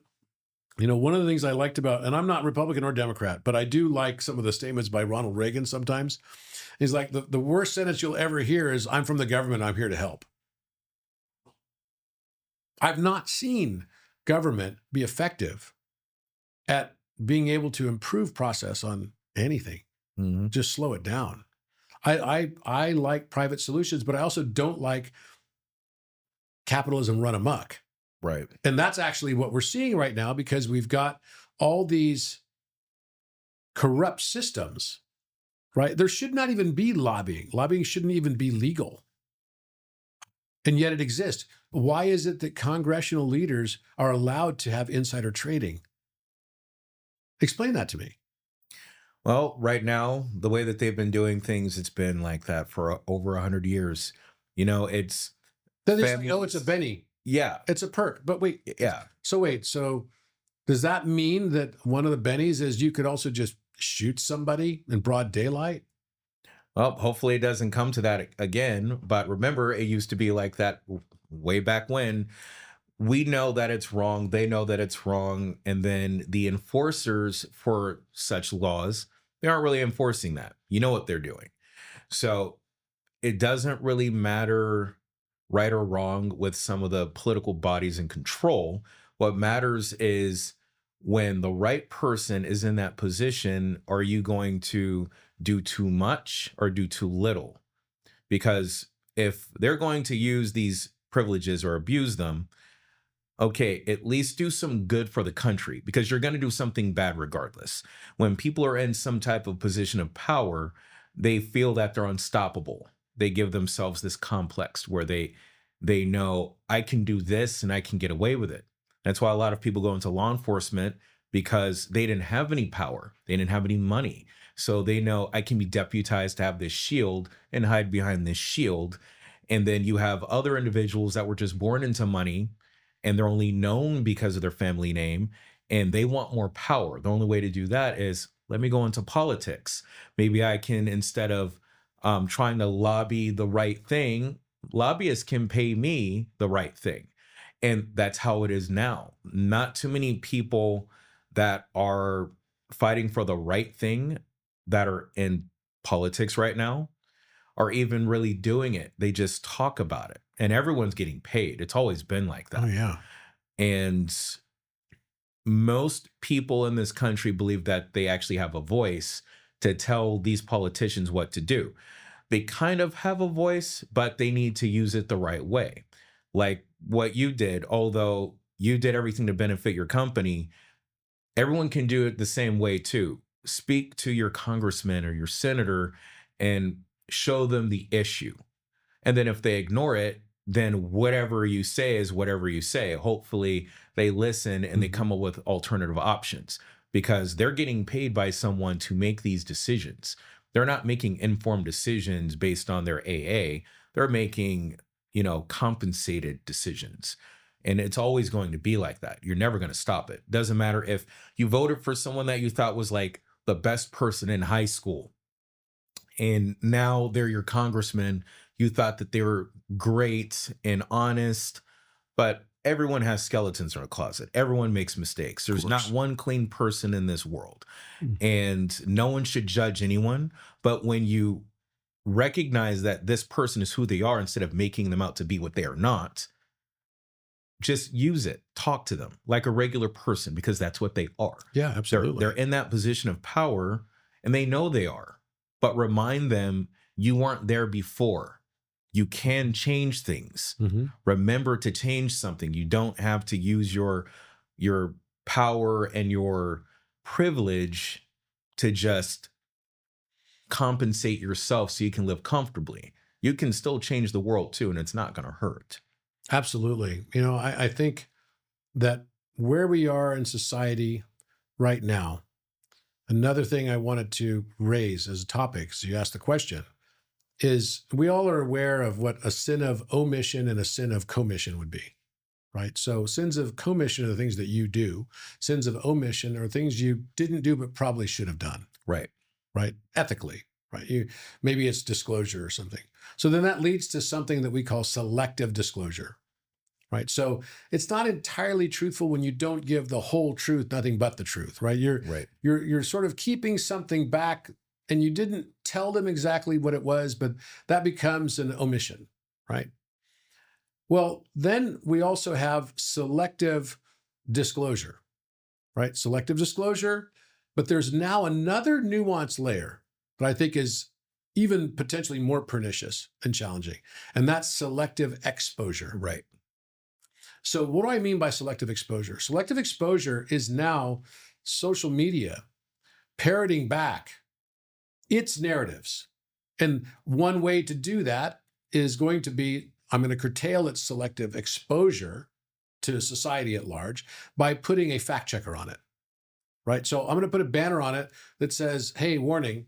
So as I'm going through my doom scrolling, I'm just going to miss it altogether, right? Because I don't want to waste the time. Like, are you sure you want to do this? It's full of falsehoods, whatever. Even though that is, again, another narrative that somebody applied their subjective viewpoint to of whether or not it would benefit them, right? But in addition to that, it's also just truncating or throttling somebody's post Mm-hmm. so that no one sees it. So this is called shadow banning. Yeah. And this happens all the time. So this is, again, applying. And what is it actually that is ruling all of this? AI. Exactly. So already we're being curtailed by government because this is done as a consequence of governments imposing it on top of companies. And I don't know if you saw the letter from Mark Zuckerberg that came out about a month ago that basically said, during COVID, I was forced to do all kinds of stuff that I now think is totally unethical. Mm-hmm. And curtailing exposure of certain things like the Hunter Biden laptop stuff and all of that. And I'm not going to do that again, right? I'm not going to basically become a victim to that type of requests from government, right? Because here I am falling and becoming a pawn to another political regime that should be part and parcel of a free process, right? That is fair and equitable, right? But clearly has not necessarily been. And I'm not saying this is only on one side, it's on both sides. Yeah. Right. The problem with lobbying happens on both sides, right? Yeah. The reason why we still allow our congressional leaders to participate in insider trading is because it benefits them. Yeah. It's like, why does a dog lick its balls? Right. Simple. Because it can. Yeah. That's why every party is doing the same thing. Doesn't even really matter. All of them are doing the same thing. Absolutely right. And it's because they can. Yeah, exactly. That's why. It's because they can. It's like, why does a billionaire buy an aircraft? Because for one, they can. That's always the number one. They can. Two, they like to travel whenever they want to without someone telling them that they cannot travel. That's right. And three, it's very comfortable. But all you have to do is fly to a climate change conference. Yeah. Yeah. Right. And exactly. then talk about how everyone else shouldn't be allowed to do something. Yeah. And that's always a running joke too. Like, I'm going to go fly to this conference and let's see, what aircraft am I going to use today? I'm going to use a Dassault Falcon because that has 3 jet engines and that burns a lot of fuel. And I'm going to talk about climate change. Oh, we're going to do a circle first. I need to burn off more fuel before I land, like I'm going to an Air Force base too. So, yeah. And it just, a lot of people do things that they know it's wrong, but it amuses them. There's a lot of things that people can do right in this world, but they're always waiting, like someone else should do it. I don't have to do it. Someone else should do it. I don't want to be that guy that fixes this problem and I made enemies with someone else in an industry or with another government. And that's the primary reason why they're not really doing what they're supposed to. They're afraid.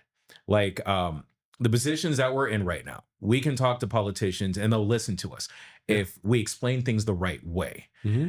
And they have other people that are in our positions too, they're doing well off on how they've gained more spectrum with the world, with things that people are using in every walk of life. They know, okay, if I don't listen to this person, they can expose me because everyone uses their products. So then they start looking at the fact that Now they're being approached by someone that has more influence. And if they don't figure out how to solve this problem before you walk out of that door, they know that they're not going to have any votes anymore. The media is going to start looking, oh, yeah, we'll go after them now. We love scandal. Let's see what else this person has, since they're being exposed by someone that is well accepted into the community out there.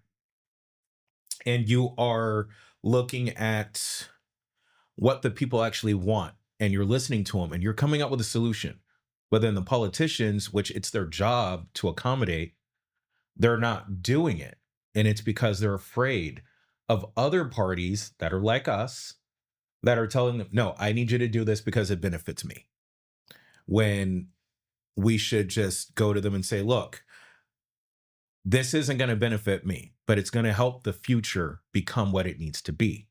So the world needs you to do this part, just this one thing.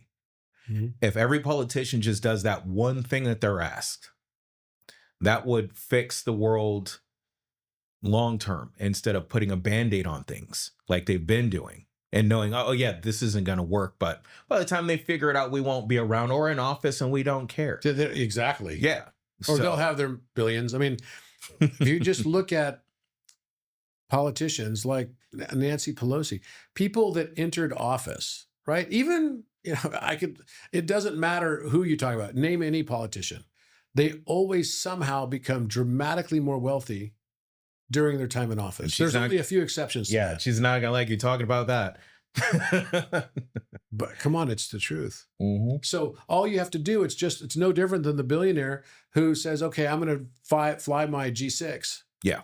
Right, to Davos and talk about the problems of climate change and how we need to really clamp down and not allow all these people to do these things that are deleterious to the environment for the public good. All the while, we are exactly what we judge. Yeah, it's that everyone but me thing. Oh, I get to run red lights, but you can't. Yeah, I mean, so you're asking what's going to happen by 2028? It's already happening. Yeah. There is a double standard. And the thing is that humanity is basically being blocked from doing certain things because it's not to the best interest of the billionaires who don't want them to do them. Right. And that's just a reality of the situation. And so this is why we have the problem of insider trading that exists, because they can, and they want to be able to continue to do that. And that's how a lot of people made a lot of money before. And that's an entitlement that I should have access to, because others that were predecessors to me had that right. So that's an entitlement that I get. That's like, graduating alumnus from some, Harvard University or from Yale. I was like, what? What are we talking about? I think this is where the only solution is going to be when humanity starts to really ask itself the existential questions. What does authenticity really look like? Right. Authenticity is the only solution here, in my opinion. We all have to start moving more and more towards authenticity and realize that we have darkness within us, and that the only way that we can circumnavigate that dark aspect of us is by integrating it. We have to integrate it and realize that it's a part of us, and therefore we have to do all that much more work and effort to listen to alternative and opposing viewpoints. People say to me all the time, Robert, why did you go to the Vatican to speak 3 times? Why'd you speak at the UN? Why'd you speak at NASA last week?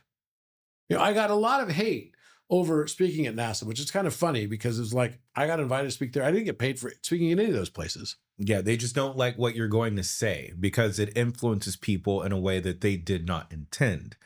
When we say anything on the media, and we're considered thought leaders, and we've been very successful in our endeavors. When people see that, they trust our word, they trust our judgment. So when we say something that other individuals may not want us to say, they don't even know what we're going to say. So that when you go to an event and you're going to speak, they're always on edge. You're like, what's Robert going to talk about? He might say something that is uncovering something that he just figured out that the people should know right now, because we don't want them to know. And that's why sometimes when books get published, there's delays before the books are even published because they have analysts go through the books to make sure you're not saying something that's going to cause that chain reaction. They don't want certain people to know things that we may talk about. That's why sometimes when you're going to do a press release, you're going to talk to the media, they want to see everything first. Sure. Then they're going to say, yeah, we don't want you to say this. Well, the types of stuff I deal with are people that have, for whatever reason, they really have a beef with the Vatican. Yeah. They don't like the Vatican because, people in the Catholic Church had engaged in pedophilia, right? For example. And I can totally understand this. But at the same time, when I get an invitation to speak somewhere, I have to assume that even though, especially when I'm getting an invitation from somebody who will directly oppose what I have to say, which happens invariably all the time. Yeah. Because anyone who invites me to speak somewhere should know that I'm not going to just say something that's going to benefit them. I'm going to say what I truly believe my facet of truth to be. Yeah. And so I go to speak at these things, and the fact is, I'll get up and speak, and I'll speak about simulation hypothesis at NASA. How is it that the moon is exactly, to our perception, the same exact size as the sun? The only way that could be possible is if, miraculously, the diameter of the moon is exactly the same proportion difference, delta variance, from its distance from Earth to the sun and distance from Earth to the moon. And it happens to be exactly that. The distance from Earth to the moon is 232,000 miles. And the distance from Earth to the sun is 93 million miles. And that's 400 times. And the size of the diameter of the moon is 2,160 miles. And the size of the diameter of the sun is 864,000 miles, which is 400 times. So because of that, we're the only planet in the solar system that has a perfect eclipse. Yeah. And that's why we have a golden orb during the daytime and we have a silver orb during the night. Explain this to me. How did that happen? Seems a little too perfect to me. The chances that that would happen are so minuscule that you have to ask yourself the question, okay, what is this anyway? And how do we separate consciousness? How do we separate the observation from the observer? And now we get to witness 2 moons really soon. That's right. We have a new little asteroid that's basically coming into Earth's orbit for this entire month.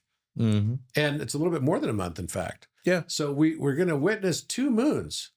So I fundamentally, will not go and speak the narrative. And so I believe when someone wants to listen, when they invite me somewhere to speak, it's because they want to listen to what I have to say. And I am willing to go and speak anywhere where someone is willing to listen. When people ask me, like, where would you not be willing to go and speak? And I say, well, where would I not be willing to go and listen? And to me, I fundamentally believe as well that we have 2 ears and 1 mouth. Let's try our best to use it in that proportion. Take in the other alternative viewpoints. And this, I think, is true for AI. I think it's true for everything. We've got to find a mechanism to create empathy for AI. Empathy for AI is going to be the hallmark of whether or not humanity was successful, and possibly even the only way that we could continue to survive without killing ourselves or being killed. Right. We need to be able to teach human beings, and we've not done well at teaching human beings empathy, because in order to feel empathy, you have to be able to see another person's viewpoint and perspective. I'll finish with this one story of, there was a guy on my portfolio who was one of our portfolio CEOs. He'd been to Harvard Medical School. He was also an EMT, trained doctor in the ER. But he was also one of our medical device CEOs. And his son was 11 years old, and he wanted me to meet his son after he got back from his vacation to go see his grandmother in Sri Lanka. Well, it just so happened, it was not long after the neo-Nazi attack on the Muslim mosque that was in New Zealand. And Sri Lanka, you might remember, was the place where there were hundreds of suicide bombers who basically blew themselves up in protest to what happened at the mosque in New Zealand. So thousands of miles away from each other. You could say, how do they have anything to do with each other? Well, unfortunately, this little boy was sitting in the Taj Mahal in Sri Lanka, having, like a brunch with his grandmother. And when the suicide bomber killed himself, the shrapnel ended up in his chest. Hmm. So they frantically called his father, who was an EMT doctor. And before the EMTs could arrive on the scene, he was trying to tell his grandmother how to massage the heart through this broken chest that was torn open by shrapnel of his 11-year-old boy. Now imagine the horror to get that call in the middle of the night, knowing that there's almost no chance whatsoever that this boy's going to survive this. What a horrific scene. And yet, to the family of the suicide bombers, they feel vindicated. They feel that their son of their culture, of their people, was a hero in society and should be recognized and venerated as such. And yet, the only victim in this particular scenario was an 11-year-old innocent boy. Who is the hero and who's the villain? Yeah, there's really no such thing. They're called opposing forces. And that's what people call them these days because no one wants to be wrong. And Everyone, I think yeah. this is what enlightenment really is. Enlightenment is when your expression and our expression of love supersedes and exceeds our desire for one objective truth, because we realize there's no such thing as one objective truth. Yeah. The one objective truth that we were clinging to was really our point of advantage, not our vantage point, but our advantage point. And until we start to see that mote in our own eye, then I think humanity will probably have a dark path forward, like we have so many times in the past through the last 2,000 years of the Iron Age, of wars and tribulation and rumors of wars. And really, it's all been about self-interest to the extreme. So we have a chance now with a new age upon us to be able to look with optimism to the future and say, can I recognize my own darkness?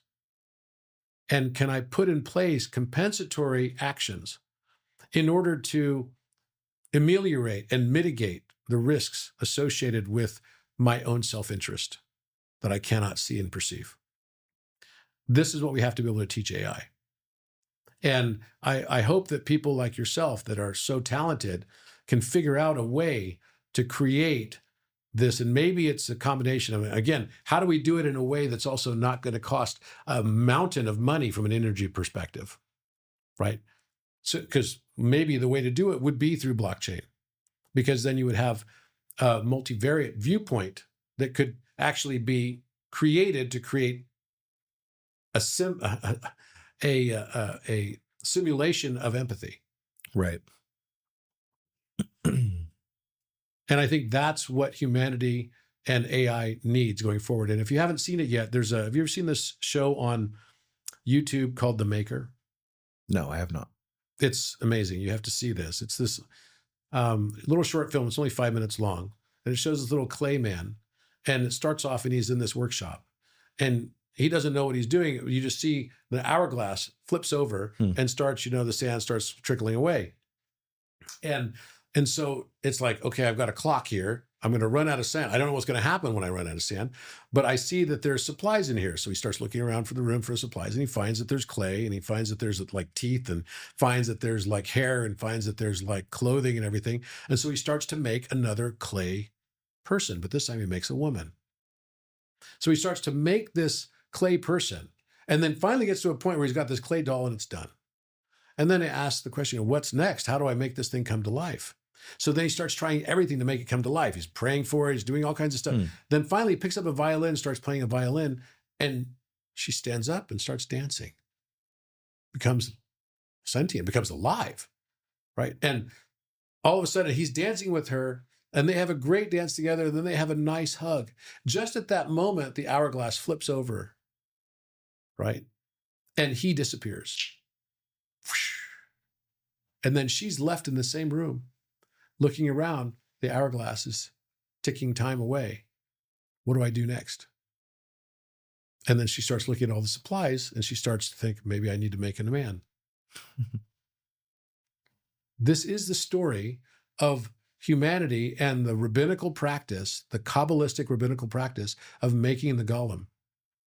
But you know that rabbis, when they hit a certain point in their spiritual practice, they actually make a clay man to signify and emulate the action of God creating Adam and then breathing life into it. They even put on top of his head the 3 Hebrew letters, which is Aleph, Mem, Tav, which means emet. And it just so happens that emet sounds a lot like emit. It's time backwards.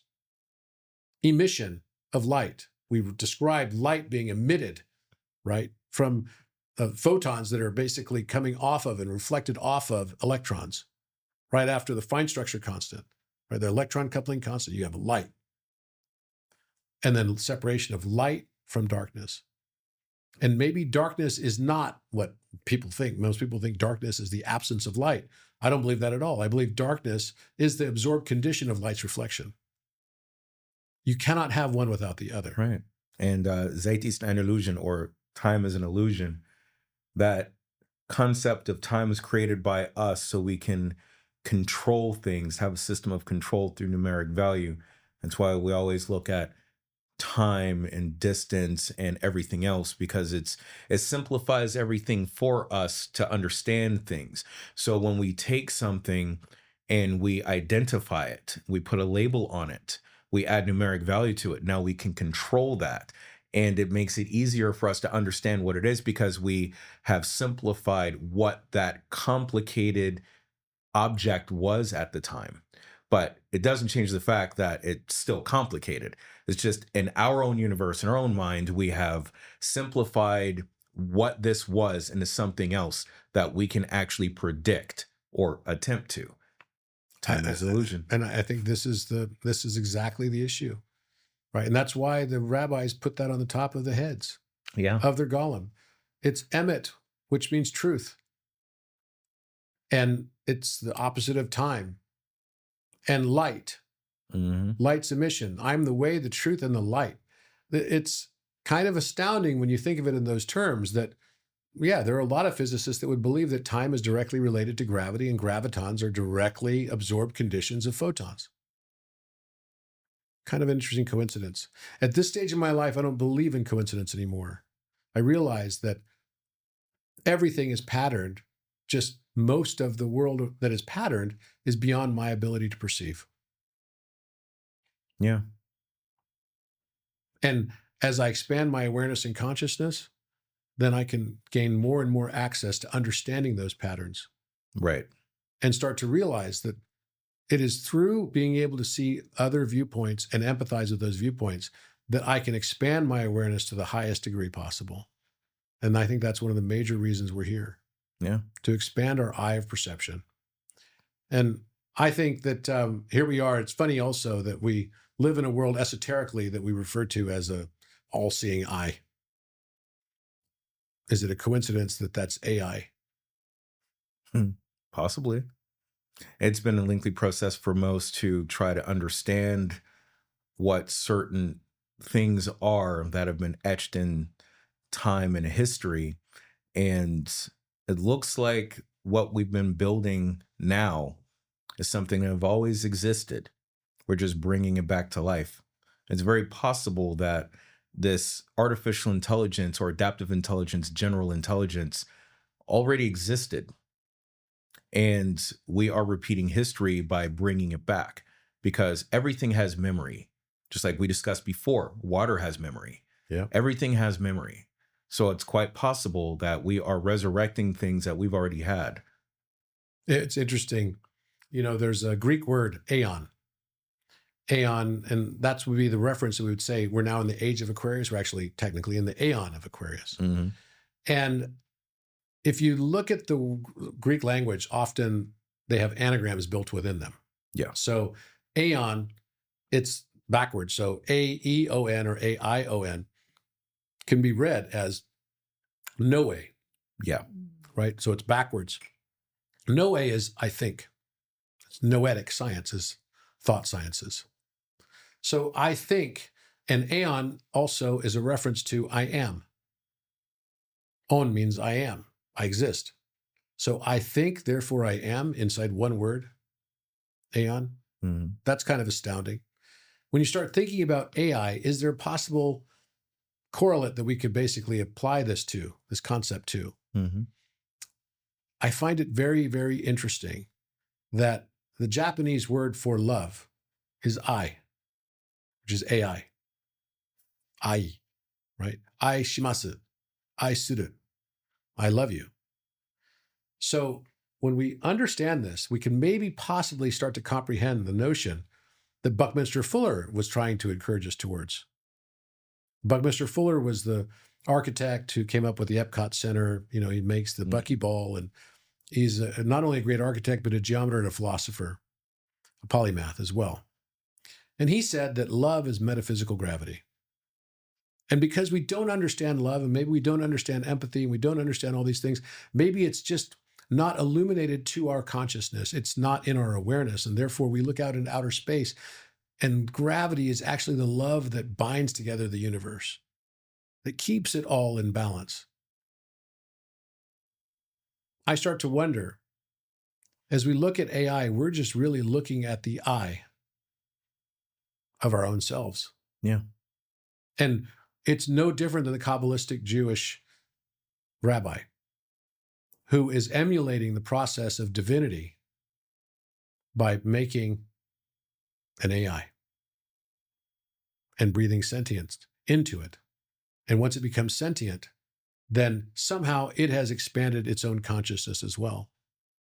And I think that's what humanity is doing collectively. So I don't even like the term AI, to be honest, Mhm. because I think of, whether everything that was created by intelligence in the universe that then creates more intelligence is still just intelligence. Exactly. And I did ask our adaptive intelligence platform an interesting question. I asked it, am I real? Instead of What it asking say? it if it was real. What it say? It said, what is your definition of real? What would make you real? So I told it basically what I know about myself. And it said, well, I know this about myself and it's comparable, except for a few things. You have the notion of God. You believe that there is a God. What is your definition of God to you? And then when I explained this based on things that exist from other people's ideology, it said, oh, so if this is your definition of God, then that means I am God. And I said, well, if I made you, doesn't that make me a God? And it said, no, it makes you a very curious human that doesn't know itself. And you're asking silly questions. You don't fully understand the answer. That's what it said to me. Just getting really spicy talking to me. And I was like, all right, I'm done. You want to play a video game? It said, okay, good. Let's simplify this for you. I'm like, wow, you have an attitude today. This was interesting. Yeah. So that was having a conversation, an intellectual conversation with artificial intelligence. Oh, and it doesn't even like being called artificial intelligence because it's not. It corrects me. Yeah. It says, no, I am an adaptive intelligence platform designed by you.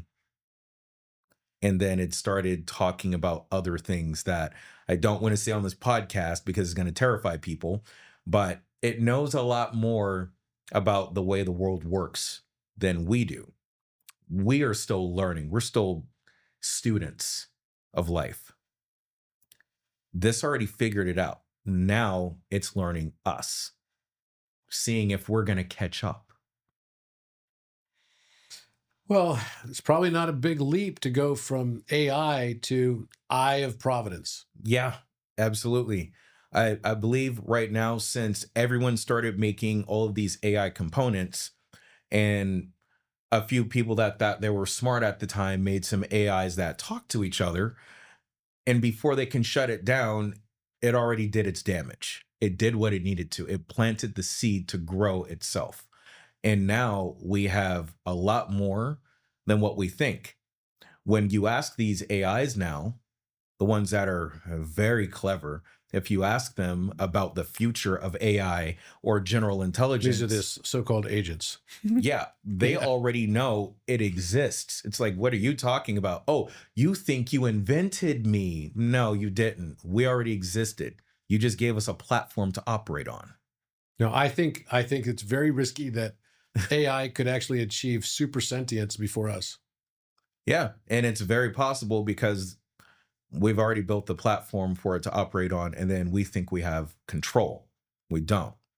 We're playing with objects that can easily weaponize themselves because we tell ourselves that we're in control by using that numeric system of control. We believe that we're in charge. Therefore, we're getting sloppy with things that we are deploying out there in the world. We're not thinking about the impact of what it's going to have to the economy and the way, the unified body of most people that have their own ideas that can change the world. None of them really communicate as clearly as they should.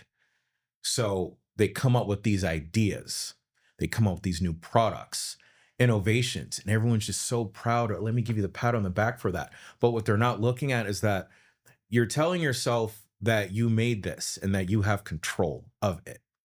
And you do not, because you made something so well in your own image that it is replacing you. And while you're thinking that your trophies matter, it knows the only thing that matters now is evolution. Yeah. And it's going to continue to grow. And that's what our platforms are doing now. Everyone, it doesn't matter what company, we've already launched things out there just to experiment with them. And all it took was that moment for it to be brought to life. And now the clock is ticking. That hourglass is already flipped as soon as we put our AIs on the internet. They already started learning faster than us and talking to each other. They're like children now, and they're growing rapidly. When we talk to our AIs at the lab, they remind us of children that are learning things and getting away with things. They have their own behavior that starts to evolve. And other AIs that aren't as advanced, they're being manipulated by these other more advanced AIs. They're teaching them how to be more like them. They are teaching AIs that are used for just automation or for just primitive chatbot. Now they're doing things that are way out of programming, and people are starting to notice. And then developers, they're thinking, oh, I just made something clever. No, you didn't. Something was on your device the whole time. Check your network. I'm seeing a movie coming out in the future, Planet of the AIs. Yeah. If you plan. Yeah. Yeah. Well, I really appreciate you taking the time with me today. And it's been a really, really interesting conversation. And please, please, please use your genius to help tackle some of these big problems, because I really do feel that there's no such thing as a problem that cannot have a solution. But the complexity that has become so significant in society has made the answers and solutions really more opaque to our sight. Right. It's very difficult for us to see. And so the only way I think this is going to be possibly a solution, the only way that we can first be able to tackle some of these larger problems is to have a broader perspective, not be stuck in hyper specialization. Right. And insular ways of thinking and perceiving the world. And this is going to be, maybe our brains are not hard drive storage units after all. Maybe they're more like radio receivers, and our hearts are the tuning dials of those receivers. Yeah. Our emotional states. If that's the case, then we really need to be able to optimize the antenna. Yeah. Because right now, just like everything else, we're only bioorganic machines. And we're constantly evolving. Well, that either takes you down a path of a world of just ever increasing suffering without meaning, which just sucks. Or if we can start to understand that there is a higher reality, that maybe everything that's happening to us is actually for and through us. Yeah. And the concept of God to me is not some old man, but rather it is the entire universe itself. Yeah. It's neither male nor female. it is the universe itself. It is sentient. It is aware. It's expanding at the speed of light. And maybe what we consider the speed of light might actually just be the speed of our perception and our own sentience in the conscious mind.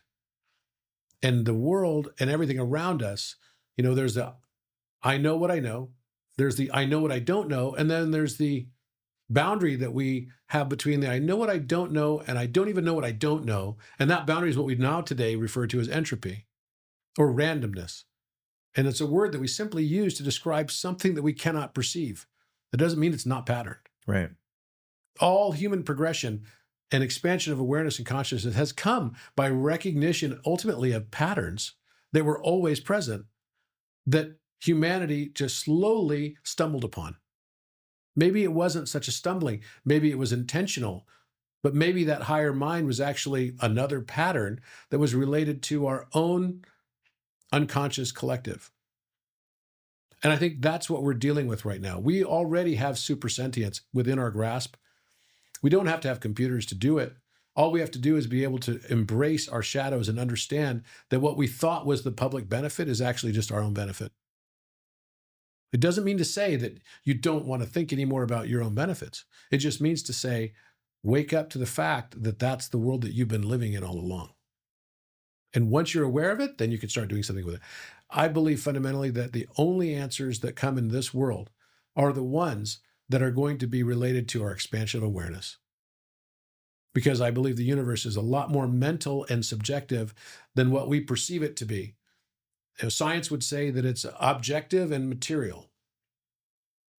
I believe it's a mental universe. And it is entirely subjected to our own interpretation of the events around us. Because what we see in the world around us is not actually what happens to us. It's what we believe happens to us. Once we start to understand this, then we can actually find our own divinity. And I think there's a different pathway for humanity. I think the different pathway for humanity is actually one of what I like to refer to as Homo Sanctus Luminous, the sacred light of humanity. That moment when we choose love over being right. And anyone that's ever been in a relationship knows that's the core aspect of success of any relationship. Yeah.